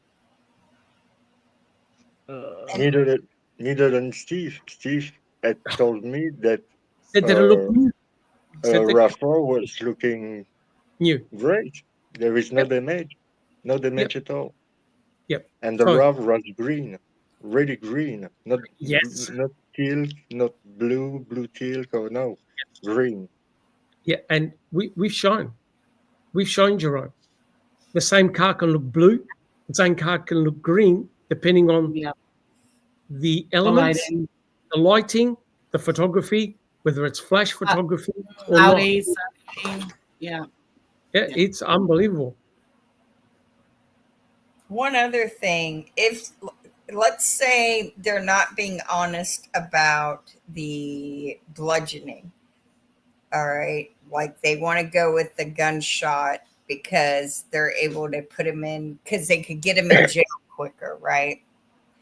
The issue with the bludgeoning is Brendan never talks about having her with a blow to the head while she was tied to the bed. He never talks about, and we don't have any blood from the blow to the head in the bed from her being brought into the bedroom for the sexual assault. No. And that's always bugged me as well. But and Brendan never talks about, he never mentioned, not one time, the dismemberment. And we know there was dismemberment.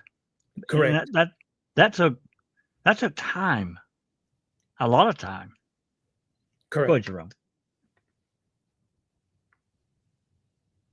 Jerome, go ahead. You know, that's true that there is a lot of inconsistency in this case, and a lot of nonsense, and a lot of stuff. But you know, the narrative of, let's say, Brandon comes from the sick mind of Ken Kratz, who had created this scenario because he needs a scenario who fits with what they have planned and create to incriminate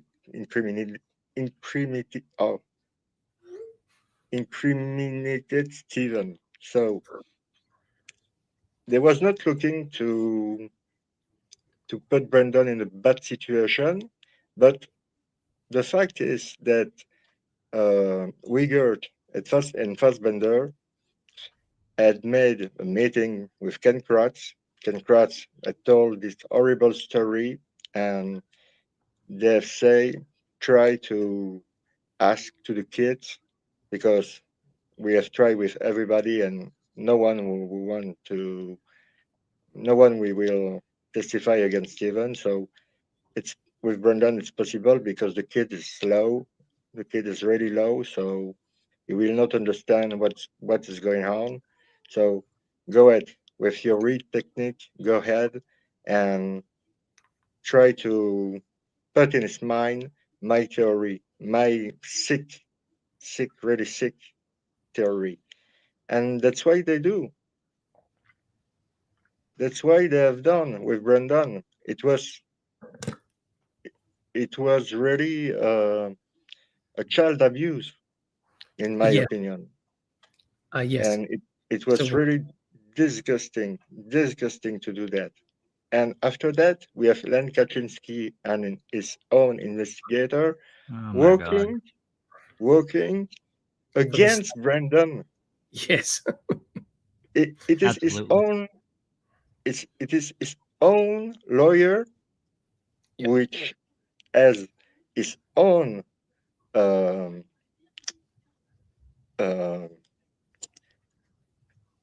defense investigator. And O'Kelly. O'Kelly. And they try to do everything to involve Brendan in this crime. Why? Because they're working for the state.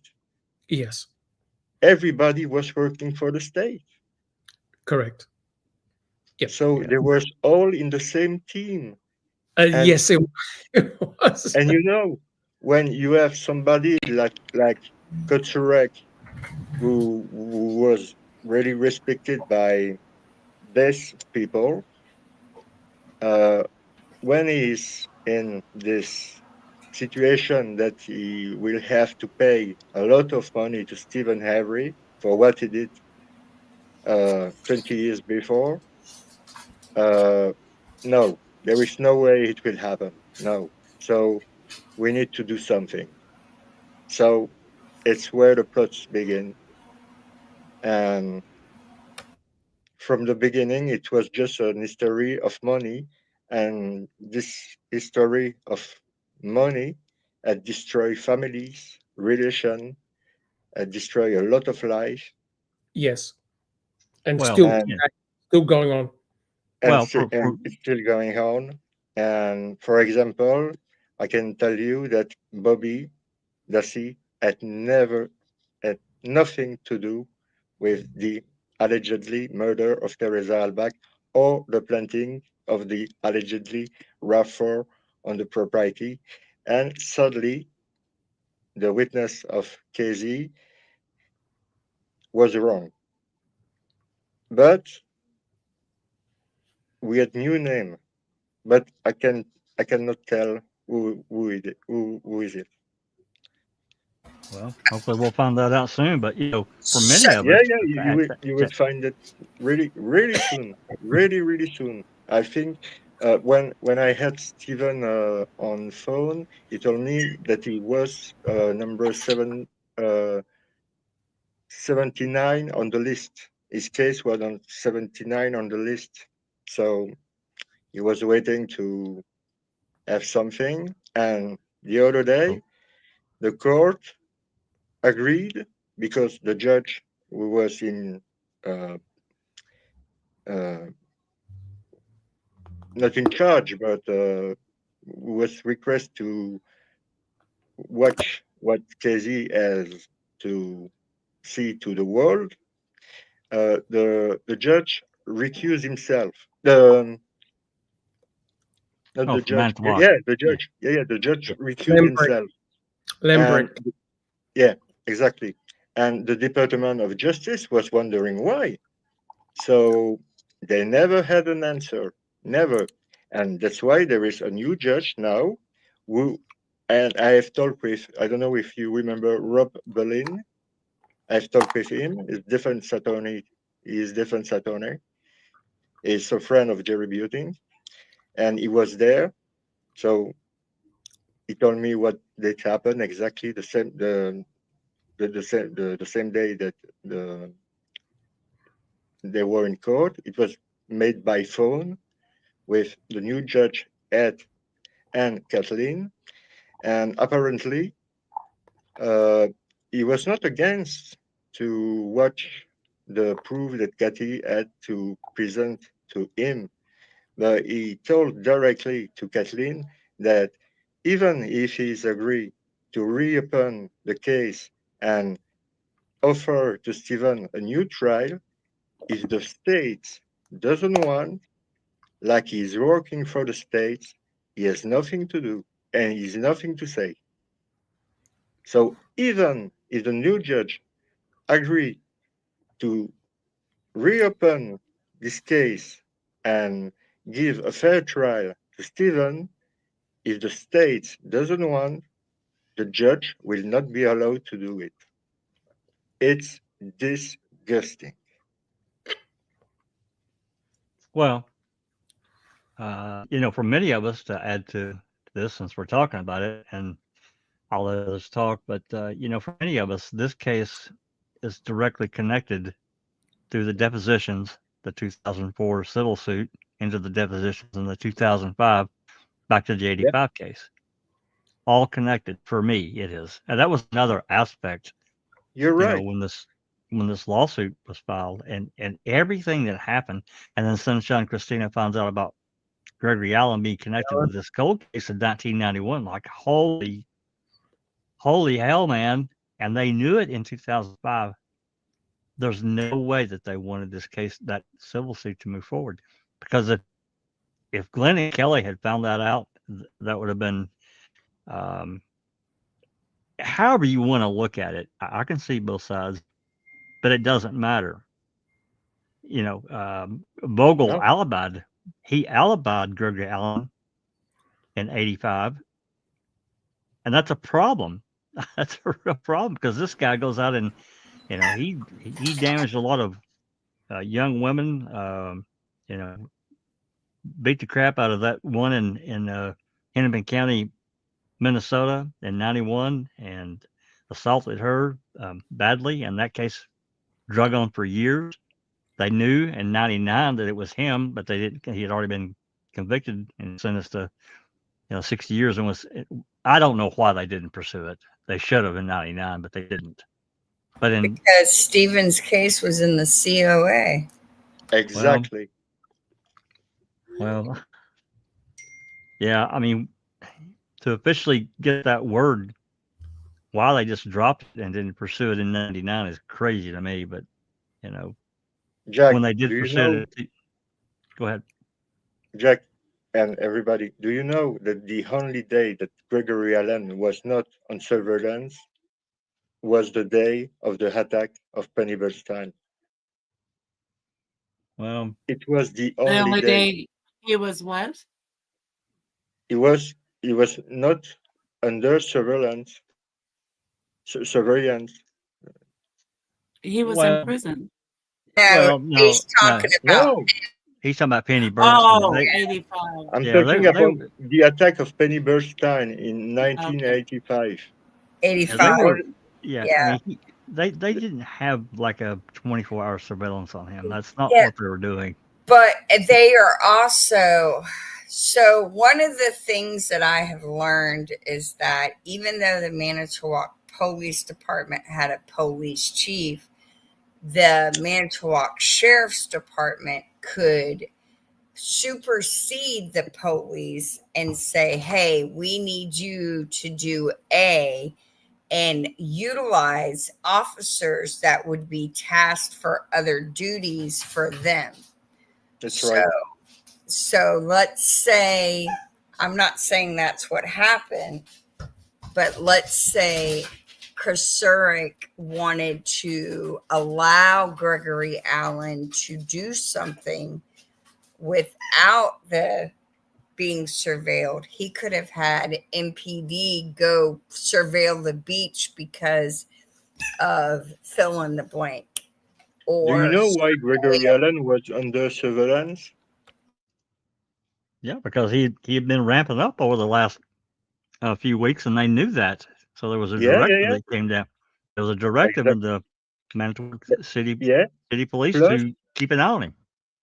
Yeah, exactly. Plus, 3 weeks before the Penny Bernstein attack, he committed the same. He had tried to commit the same thing on the same location. Yep. Well, that was an 80. That was an 84. No.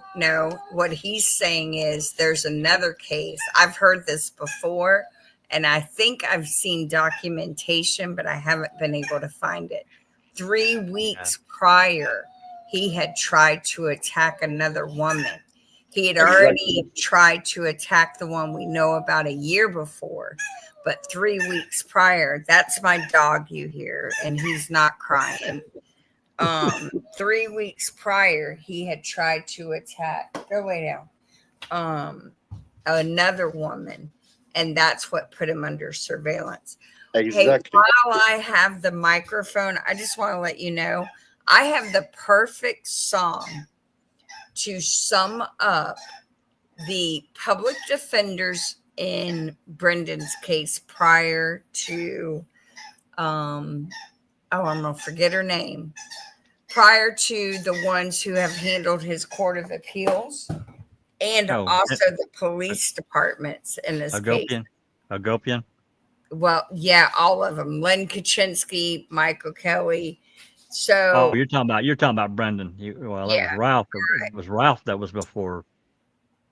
yeah, but What's no, his I'm last name? talking about Ralph. I'm not talking about them. I'm talking about the ones who have stayed with him. This is not for his attorneys now, but this is for Manitowoc County and those who were tasked to legally represent Brendan prior. This is the song that needs to be played for them. Hold on. There we go.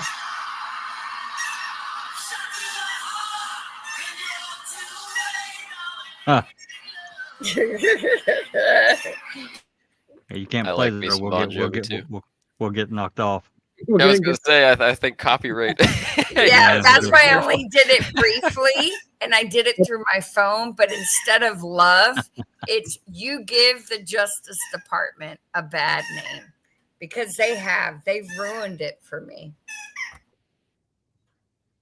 Yeah, Justin, your cat reminds me of our cat, or one of our cats. We got a calico. She's 17 years old. Oh yeah, she literally crawled across me to get over here on my leg to lay down to take a nap. It's just crazy anyway. Yep, it's almost feeding time, so the one is hitting me up, and the other one's waiting patiently. She's being nice, waiting patiently over by the food. This one on the other hand. And I would like to add just something. I think that everybody knows Dark Side of the Moon. Yeah, sure. Yeah. Yeah, of course. You are aware that she has changed her mind about Stephen and Brendan. Yep. I received her this week on Friday to let her to explain why she had changed her mind and give her opinion about why she had changed her mind about that. So I'm giving the opportunity to people to tell what they think, but I'm just asking to stay polite and to don't fight each other. Of course. And I know Dark Side of the Moon since the beginning. So we are friends, and we'll still friends, and we will stay friends, even if we didn't agree on this case. It doesn't mean that we need to start a war or start a fight. Or no, it's just a different opinion, and I'm going to give her the opportunity to expose her idea about that. So I'm not somebody who thinks that he's right about everything and think that everything is easy, because it's not. I'm somebody who try to be the more impartial I can be. And sure. Well, everybody has a right to their own opinion. You know, that's totally to the individual. And hey, agree to disagree and walk away. That's exactly right. Absolutely.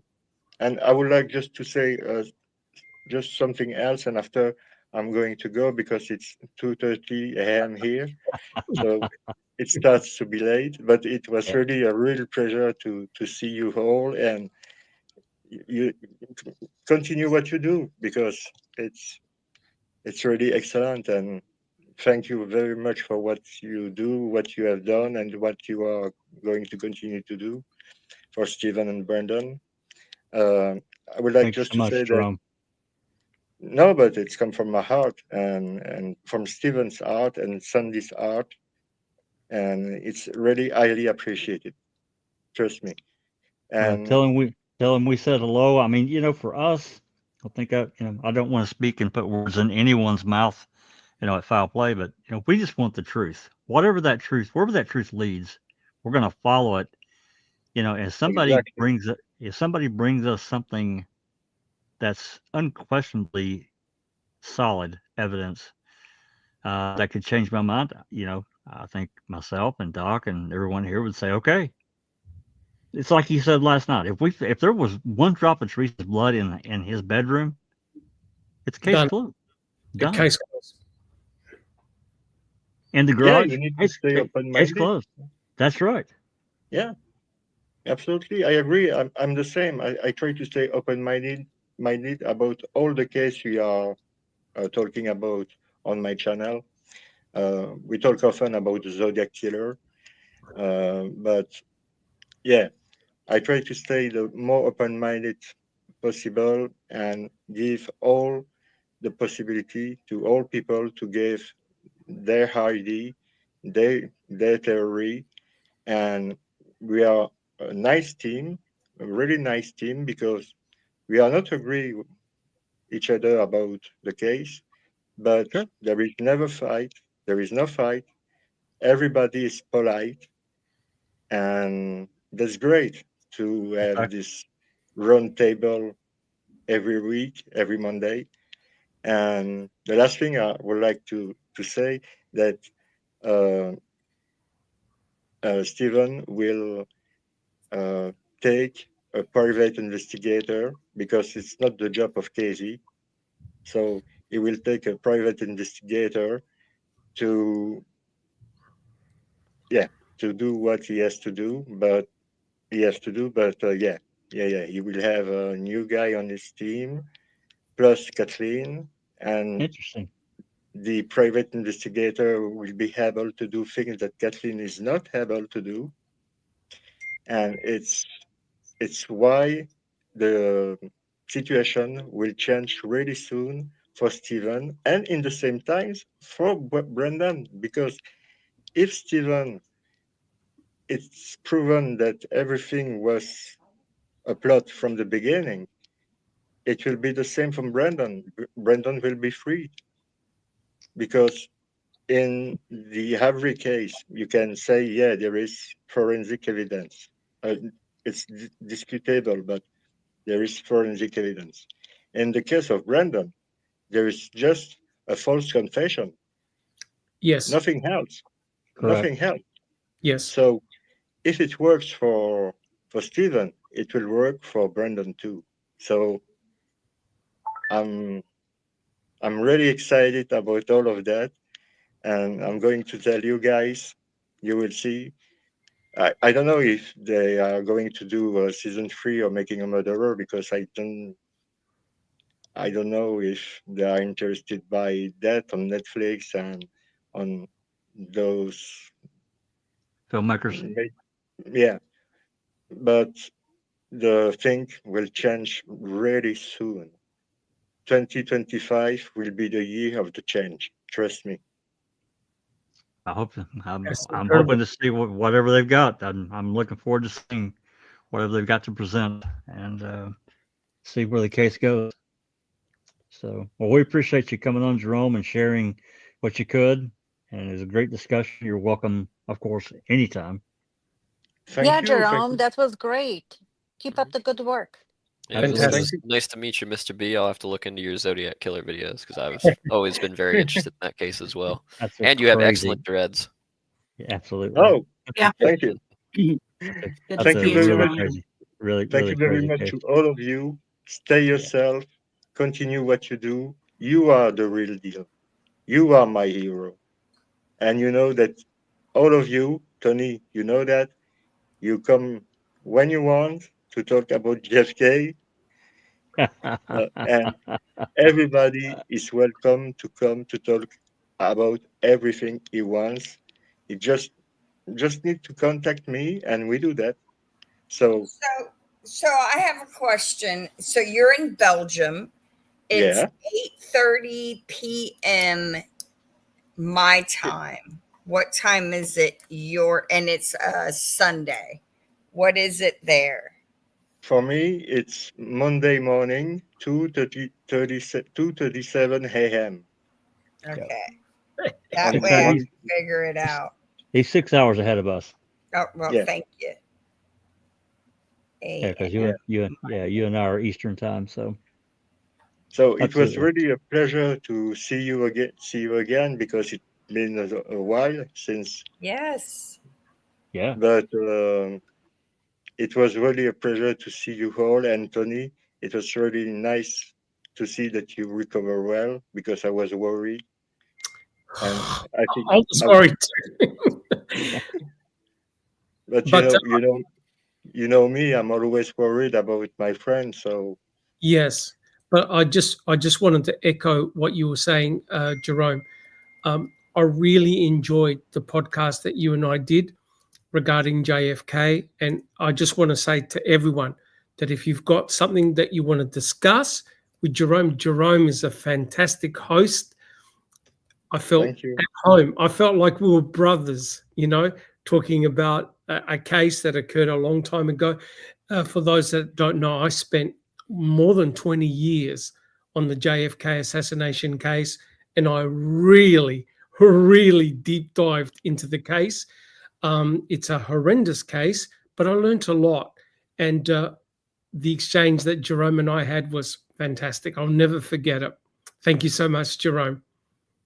And thank you very much to you, Tony. You are incredible, Thank you. and you have all really beautiful souls, really. Thank you so much. And to you Thank you, too. John. As do you. As do you. That's right. Thank you.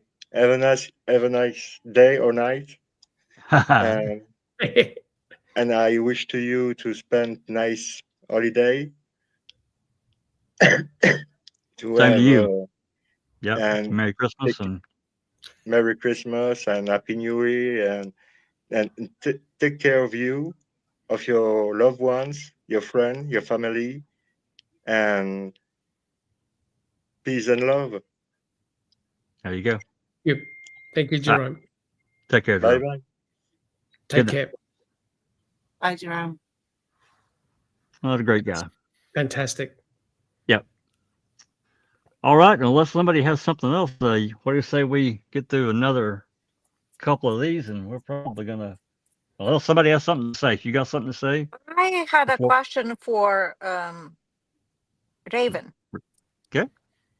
Yeah, you don't have to answer it. It's only a friendly question. I'm just really, really curious. Knowing what you know today, if you were on that jury, how would you? Do you think that the state has proven the case beyond reasonable doubt? And would you be the one to agree to say yes, he's guilty, or would you say not beyond reasonable doubt?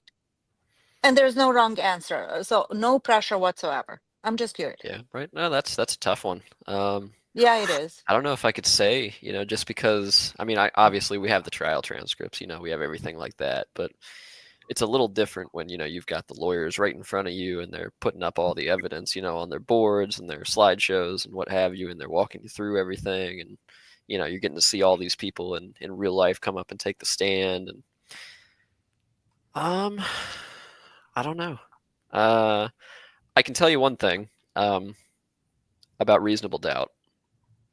A lot of people seem to misconstrue sometimes what it is. Like, for instance, the Scott Peterson case is based almost entirely on circumstantial evidence. There is very minimal physical evidence in that case whatsoever.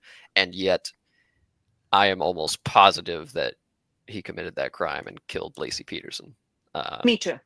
Yeah. And so you got to kind of weigh that in, because there's cases with physical evidence, DNA evidence. Obviously, sometimes they'll weigh heavier.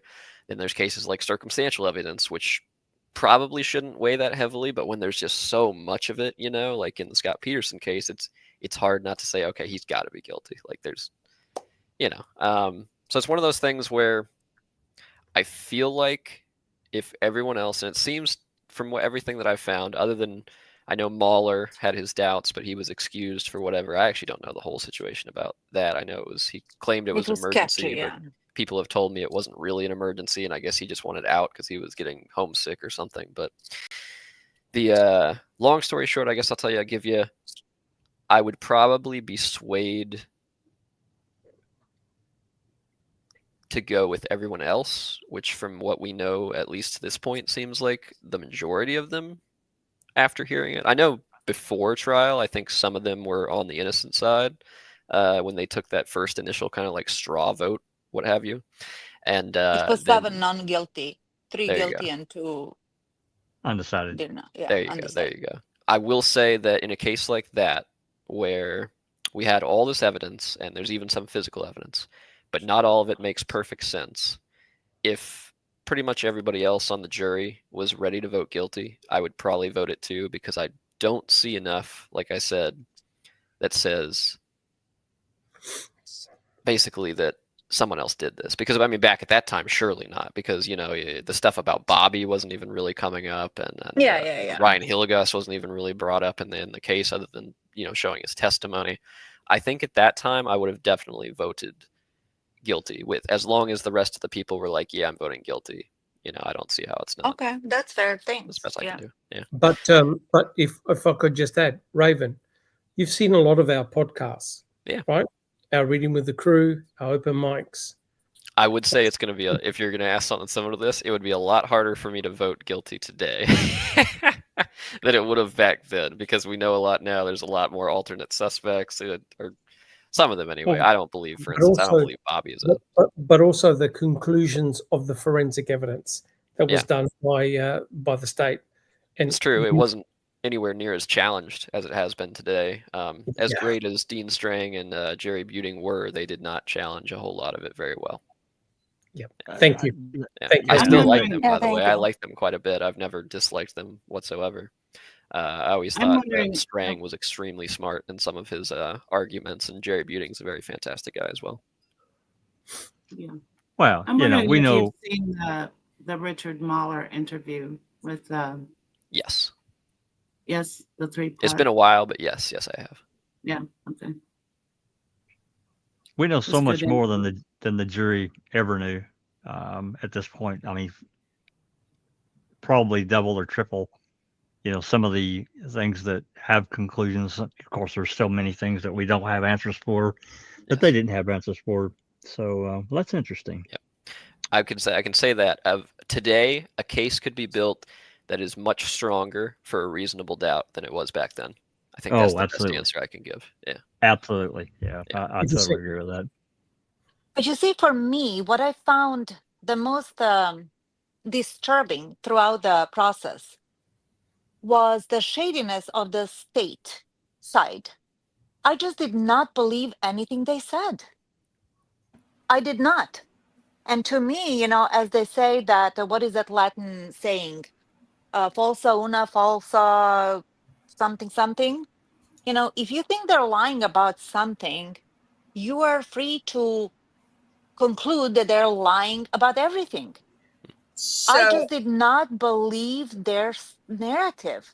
So did you watch any of this in real time? Yes, I did. Yeah. Okay. So where were you at in real time? I was not guilty in real time. All right. Because I was not guilty until Nancy Grace did the Brendan Dassey confession, Ken Kratz. And this case really opened my eyes to how the media is used to play with our brains. Like, I was really clueless big to time. how influenced we are by what we feast our eyes on. Because Yes. I believed that Stephen was being set up. I had no doubt that he was innocent right up until that press conference of Ken Kratz, Nancy Grace, because I really believed in her like an idiot, because now I know that she was disbarred, which is not surprising because, I look at like how she is in real life. And I see how people can buy, and I still see it today with, and I'm not going to talk politics, religion, or any of that, but I can see how people who are accustomed to getting their information from what they believe are reputable sources, because Yep. it's where they've always received information that in the past hasn't been untruthful. So Yeah. and Candace they don't Owens. know. Hello. Yeah. Yeah. Nancy They Grace, would Candace Owen. I mean, find anybody. If you believe that person, you're going to believe him. But if you Right. don't, you're not. not Yeah, yeah. but people want the Cliff Notes version, right? They want someone that they can trust to say the news, a summation, right? And that was the aim of Ken Kratz in the March 2nd press conference. Put it all out there, show all the horror, the shock, everything. Oh my God! So people listening to this are saying, what they did to Teresa Horbach was unspeakable, despicable. Of course they're guilty, and you can't reverse that. And No, I reverse think go ahead, Dr. Silkman. Yeah, I'm just saying their intention right from the get-go was to silence Stephen, because remember, Stephen was the poster child for the Innocence Project, right? And that would have started potentially a domino effect, because many prisoners would have said, hey, Sherry Culhane did my DNA or did my hair analysis. Is the evidence, is it being fake? Is it fabricated? Were the conclusions correct? It would have started this domino effect that had to be stopped. So it was a media campaign. And I think I think there are two camps. I don't forgot what I was going to say, but there are people who, who genuinely develop connections with the people on the other side of the TV screen. And we've seen that go to extremes, a couple of reporters that have disappeared. And they believe that this person is going to accurately report the news. And there are people who believe that if they claim it's news, it's truthful, which is why, people have to be reminded, just because you are arrested for a crime, until you've had your day in court, it doesn't mean you're guilty. And people don't like to admit that they are wrong. And so you have those two things. I don't want to admit you played me. And I don't want to, think that what I've always taken as truth could actually be not true. And that doesn't make them any worse or better than anyone else. It's just who we are. And we just have to be aware of that.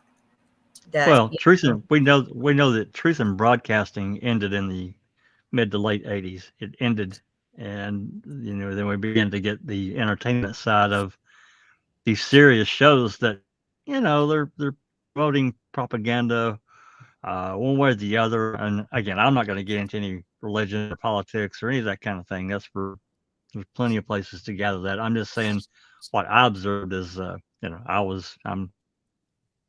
Silkman and I are, we're seasoned.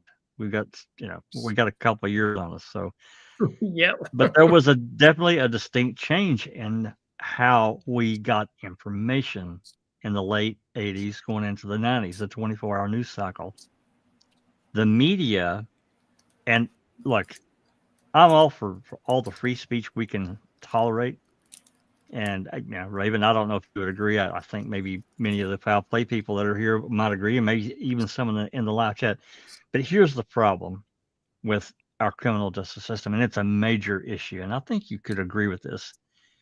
When a crime occurs, major or not major, it could be major. I say major, it's reported throughout the country. It makes national news and even maybe world news. But then you have smaller crimes that are less reported. There's still a murder or some kind of a massive assault on a woman. and the media gets a hold of it, and they get a name. They've got a guy or a gal or whatever. They got their name, and now the police have taken them in. They've been arrested, or they're a person of interest. They're being questioned, and that name gets broadcast. So people start diving into their background, and then media folks have a lot of access. So that name becomes synonymous with that crime, whether they've done it or not. They've not even had a preliminary hearing, nothing. Yet their name is dragged from one end to the other. And you follow what I'm saying here. Oh, absolutely. Yeah. I was going to say I 100% agree with you. In fact, I was even questioning or putting a question out, proposing a question to people in chat not too long ago about, because for instance, like right now with what's going on with Koberger, there's so much information out there, and right now I believe he's probably going to be found guilty. But at the same time, we haven't had the trial yet, so I'm trying to tell myself, just watch the trial. Don't call this man guilty 100% yet. Let's see what happens in the trial. Everything that thank you for saying that. But it's hard. You agree with me when the way it is. What's been with what they've been reported through the media. Yep. It's very difficult to not say, hey, they found this guy's knife sheath there. It's got his DNA on it. How the hell could he have not been the one that did it? Yep. What helped me a lot in this department. Oh, I'm sorry, Susan. Go ahead. Well, I was just going to say, you have got to consider him innocent until they prove it. Yep. I agree. I even find myself sometimes it's tough to do that, but yes, that is what we have to do, and that's why I think I posed that question during the Richard Allen case. Actually, I said something along the lines of everything that's going on right now with Richard Allen. I'm comparing that to the March 2nd press conference with what Kratz did.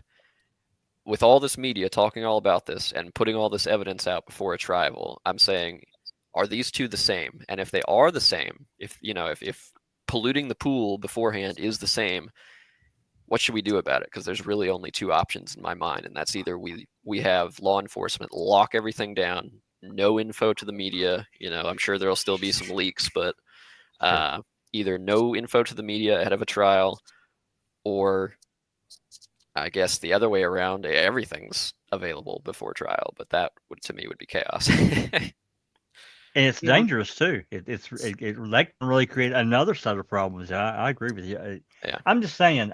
I'm all for free speech. I don't believe in censoring really much of anything. I mean, certainly I don't want instructions to how to build a nuclear device out there. That and hate speech for me is about the only ones. Yeah, I agree. I don't want to see any of that shit either. We don't need that in our society. We got enough problems as it is. But okay. Well, you've answered my question. Anyone else got something? I just want to share this. Did y'all hear about the CNN reporter who got exposed for so y'all heard about this conflict in Syria? You may not have. So they have liberated a prison that for many years has housed people. And this woman, 5 days after everybody left, apparently had some guy go in a cell and hide under a blanket and then tried to act as if she and her cameraman discovered him and he was all alone without water for 5 days. And it is so obviously a staged event. Oh my God. Yeah. And she got caught. Those would be those attention seekers that I've mentioned before. Attention seekers and ratings drivers. And I don't that's all it is. That's exactly. Yep. And you probably that's what Nancy Grace is. That's what Candace Owens is. It's all about the money.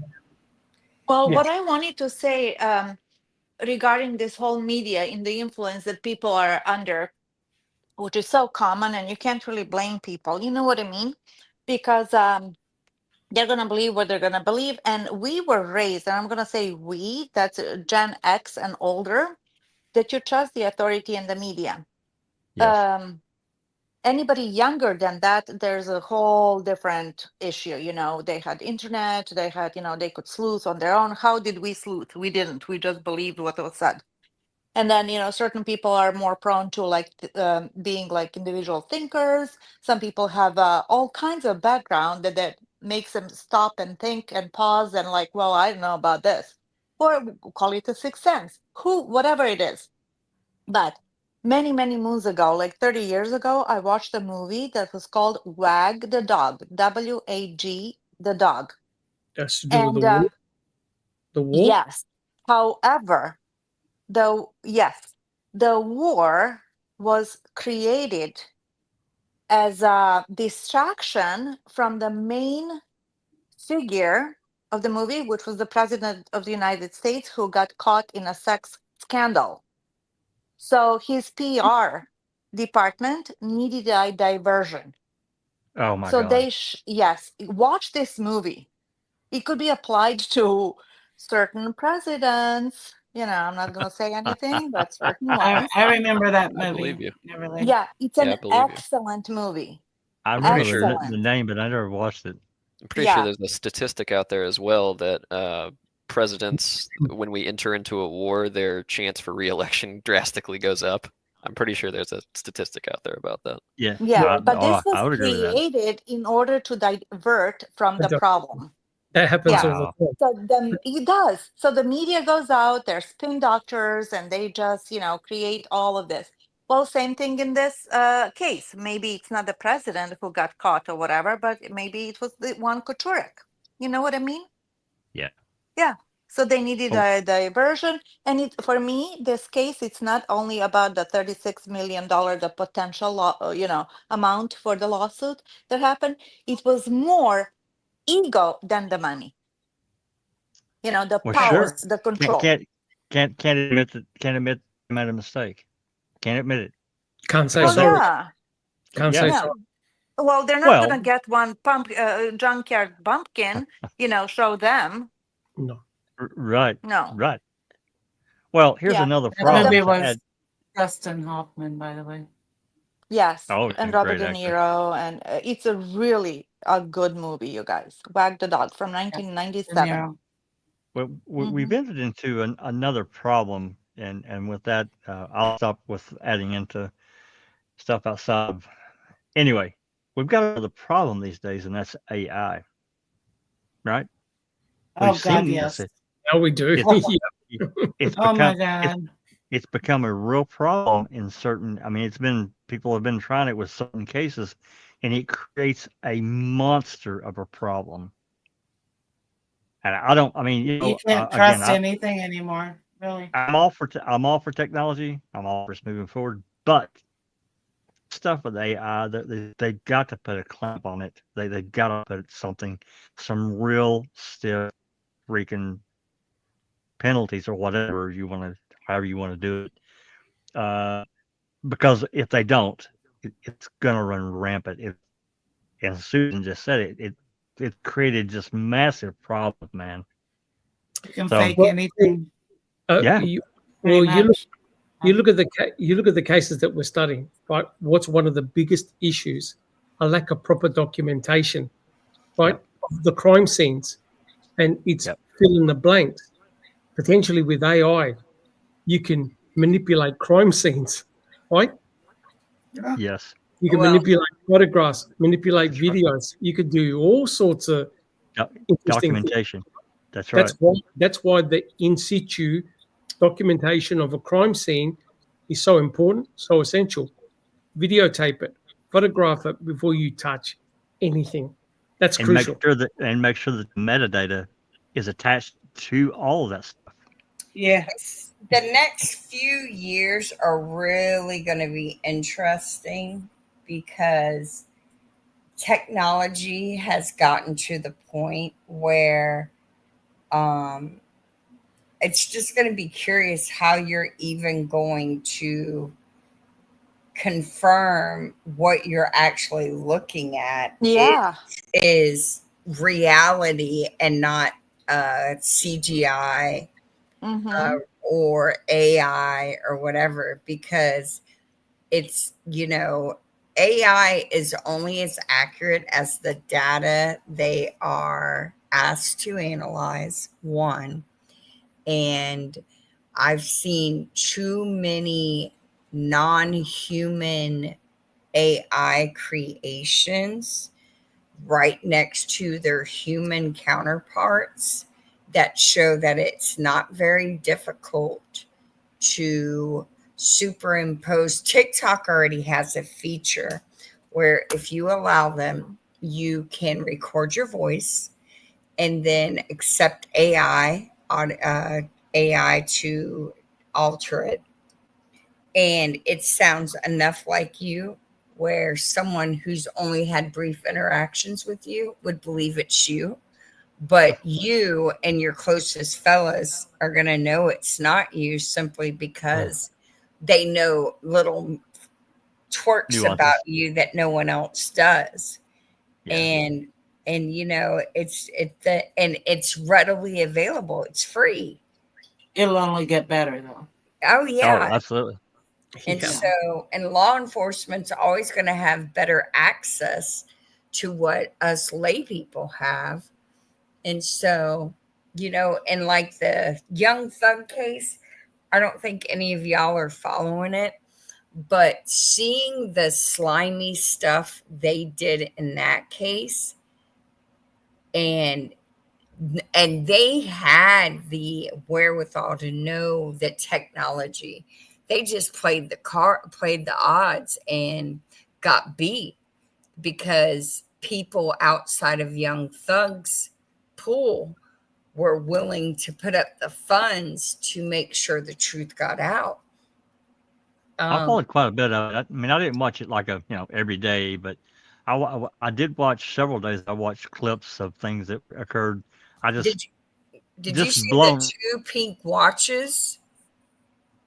I think I saw a short clip. I don't think I watched the entire thing, but like they stole a $500,000 watch from the man, and I can't even say the name of it because I didn't even know there was a watch worth $500,000 that was pink.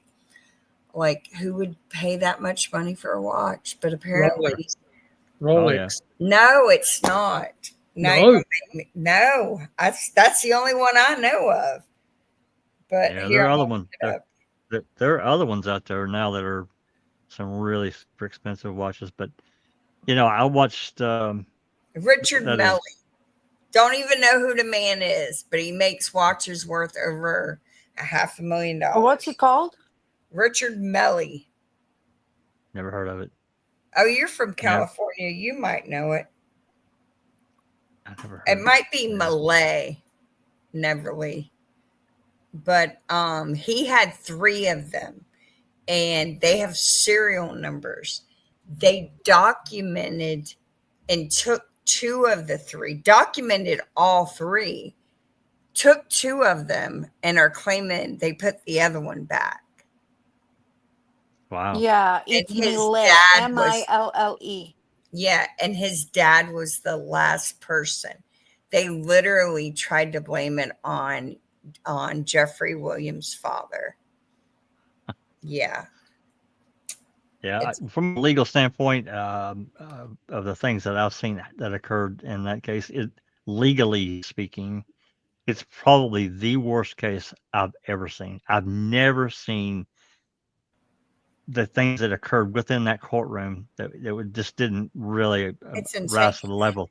It is insane that this mistrial, you're done, it's over with prejudice. You know what's interesting? I know why she didn't do a mistrial, because with a mistrial, the other defendants, like, they needed a not guilty, so they couldn't do it again. And I understand that now. At the time, I was like, man, but they needed to find them not guilty so that they couldn't continue to do it. Plus, it allows them to get his stuff back. I get that now. But yeah. What was the other point I was going to make? I had another point. Dadgummit.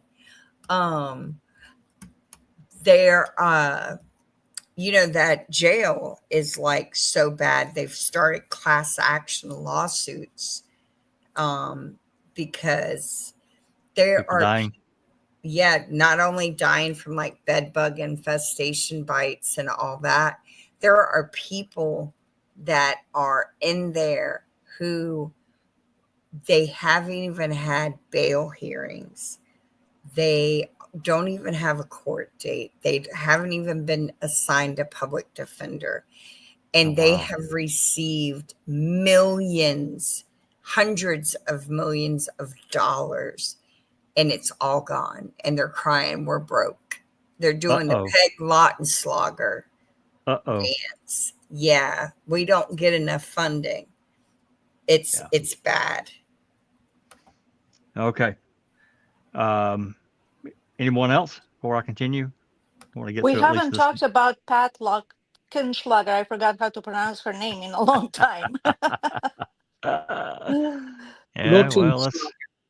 Lautenschlager. Yeah. I practiced. We could talk for hours about her for sure. I mean, there's a lot of really interesting. The hollow leg. Yeah, absolutely. Peg with a hollow leg. You're funny. Yeah, I mean, there's a lot we could discuss there with her because she was, in charge in real time. So a lot of things passed in front of her desk that, a lot of people didn't know about, including Gregory Allen. She was there. I'm sure she knew that they were going after his DNA in May of 2005. Man, it's a big deal to me. Just that it will always stand out and be like, because they're having these depositions and this civil suit because of Gregory Allen, of what he did. Crazy. Anyway. Okay, let's finish this right here and maybe start winding it down and call it. We've actually been here. It doesn't seem like that long, but 2 hours and 36 minutes, if you can believe it. Oh, wow. Yeah. So anyway, this DCI report also, this is when they searched Barb's trailer, and of course they went to the garage, and anyway, Barb signed a consent. This is it. I stopped on it. Of course, this is a ledger of the items that were taken, and the search warrant itself, and the affidavit. So, yeah, what we call it good right there. 249. Hey, we got through a couple. That's good. Hey, it's fun to have a real open mic. Hey, I'm not complaining. I'm not complaining at all. I'm not. This is a great discussion. Yeah, absolutely. But unless somebody has something else to add, I'm going to cut it here because I want to keep these. I'm trying to keep these a little. Well, I am hungry. That's true. So I'm being a little selfish. So I can't help it. My cats will eat me pretty soon if I don't feed them. So I hear you. I got you.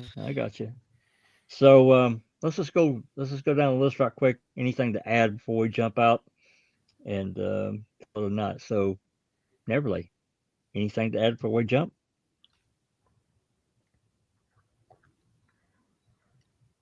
Sorry, my mic was muted. No, this was actually really cool. We talked about all kinds of stuff. We had a bunch of guests.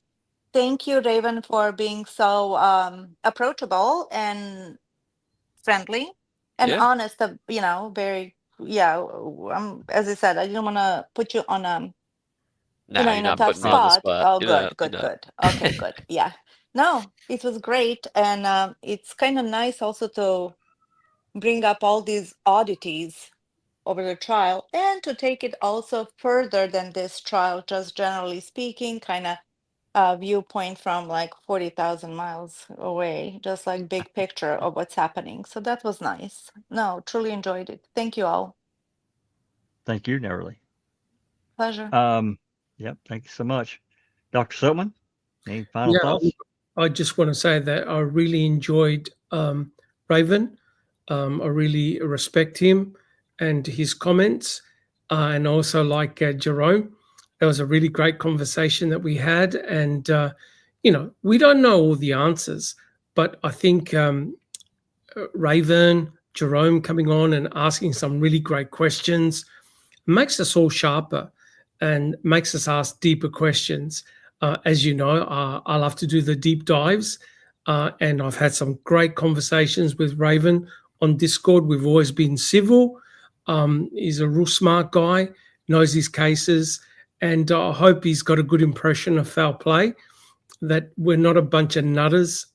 We are serious in what we do, and we're here for open and honest discussions. The more people that have eyes on this case from a different perspective is awesome. And it's great that Raven even said, look, now from what I've heard, from what I've seen, my opinions might be slightly different. I think that's awesome. That's a big breakthrough, in my opinion. Thank you so much, guys. Really appreciate it. Absolutely. Thank you so much, Dr. Silkman. I couldn't agree more. Raven. Yeah, no, I appreciate you guys having me on. I mean, I wouldn't be here if I didn't respect y'all's opinions too, and everything that you're about here. I'm kind of with you guys. I mean, if something came out tomorrow that blatantly proved someone else committing this crime, I'd have no problem changing my mind on anything. Because I mean, this is just one of many different cases I follow. Like, I'm not sitting here basing my whole life around Avery, being guilty or innocent. Sure. But yeah, I appreciate you guys having me on. I love it. I'll probably come back too. Awesome. Absolutely. Well, I mean, you're welcome to come back. Just like I told Jerome, we try to be open. Doc said it. We're just looking for the truth and an honest conversation. I'm open to whatever is factual. That's what I want. I've been in it so long now. I mean, hey, look, a lot of people believe that there's two Ravs, and that's fine. But if they see something different than that, just because I don't see it or Doc doesn't see it or whoever, doesn't make them wrong. They just see it differently, right? And I'm okay with that. I'm not going to get mad. Not doing it. That's their opinion. Anyway, thank you so much for coming on, Raven, and certainly you're welcome to come back.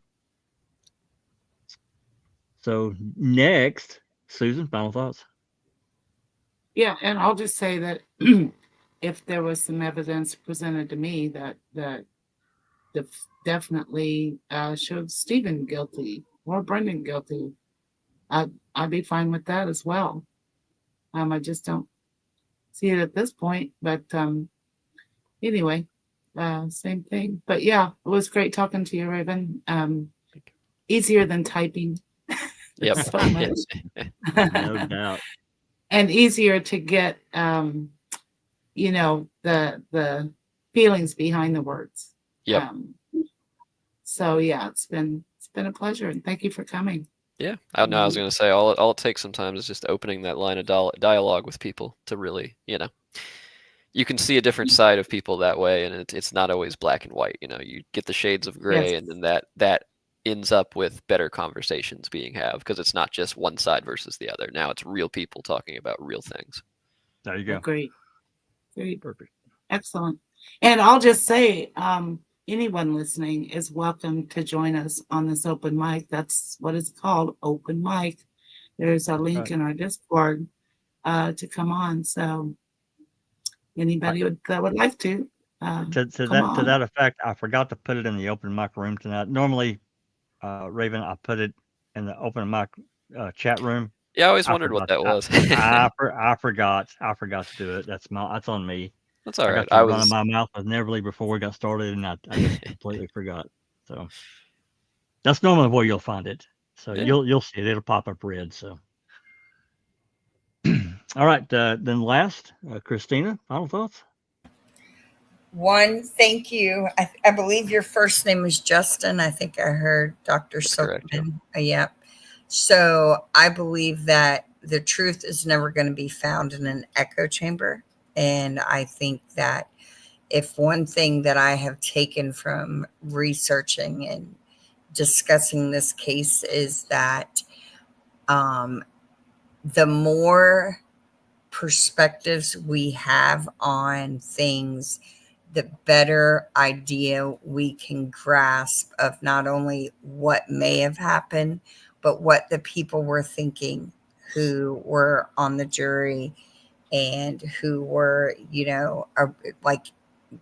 investigating the case. And so I, as well, grateful that you came on and would love to have you back on. The last thing I'm going to add is yet again another blue tarp. The only brown tarp in this case, and it has bugged me and will bug me, is the tarp that they claim they used to collect the evidence from Stephen's burn pit. Now, why 7923 is brown and every other tarp in this case is blue?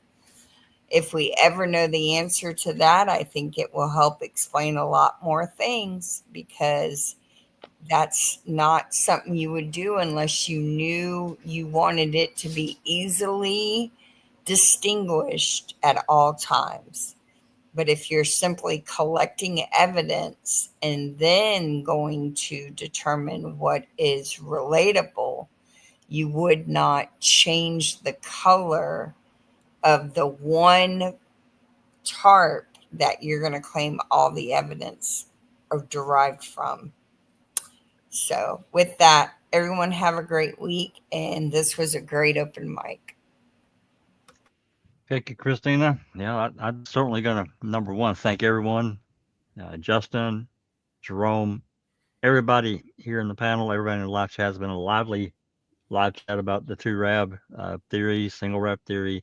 Again, I can't take it personal. I used to, and I just, that's not the way.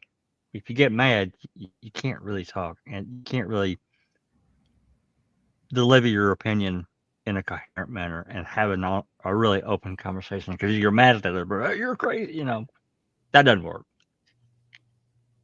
So I'll stop doing that. I stopped doing that actually quite some time ago. It takes quite a bit to really anger me about anything in the case these days. Anyway, moving on from that, Christina's right. This blue tarp, I did notice that, and I thought maybe she would pick up on it. There's another tarp that I'm not really sure. Maybe Duke knows, or maybe Doc does, or can remember. The tarp that they used at Mickle's material, is it blue or is it brown? Or do we even know? Or do we know? I can't remember the color. I'm not sure that we know the color.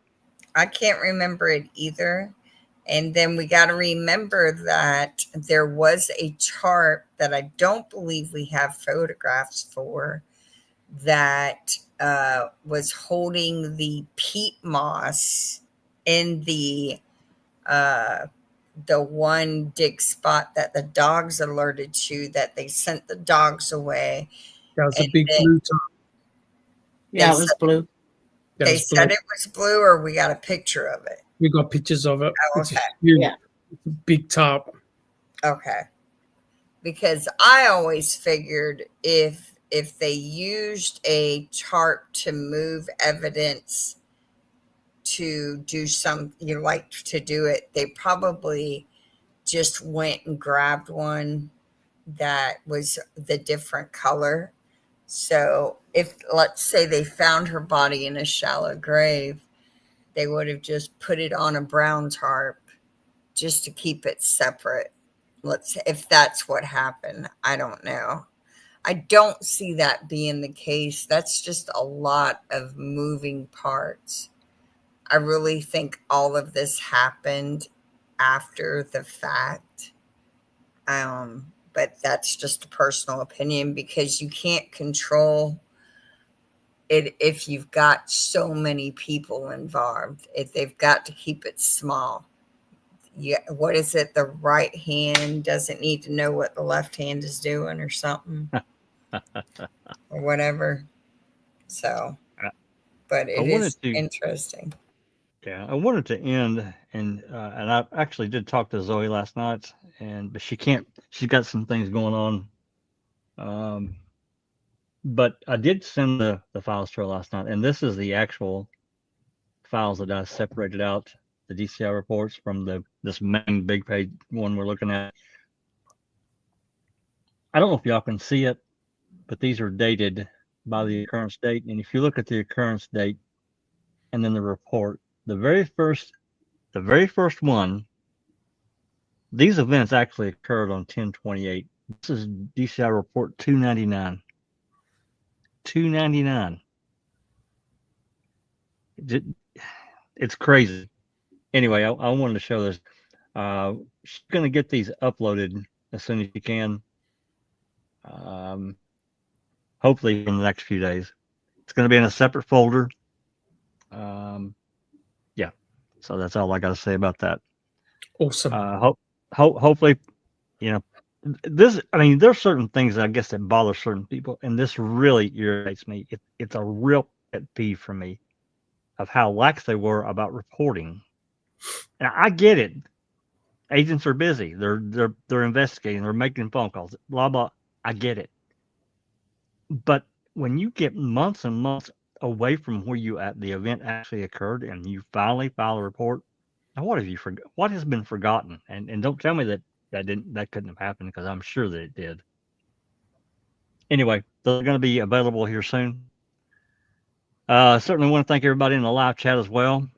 If everybody liked this kind of open format or whatever, hey, this was great. I don't care if we got through a half a page. This was a great discussion. It really was. And we haven't had one of these in a long time.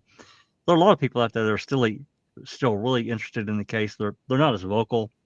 They don't do YouTubes anymore, but we're trying our best to keep the case active.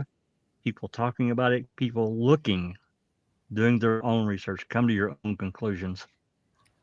So with that said, I'm going to thank everybody here once again.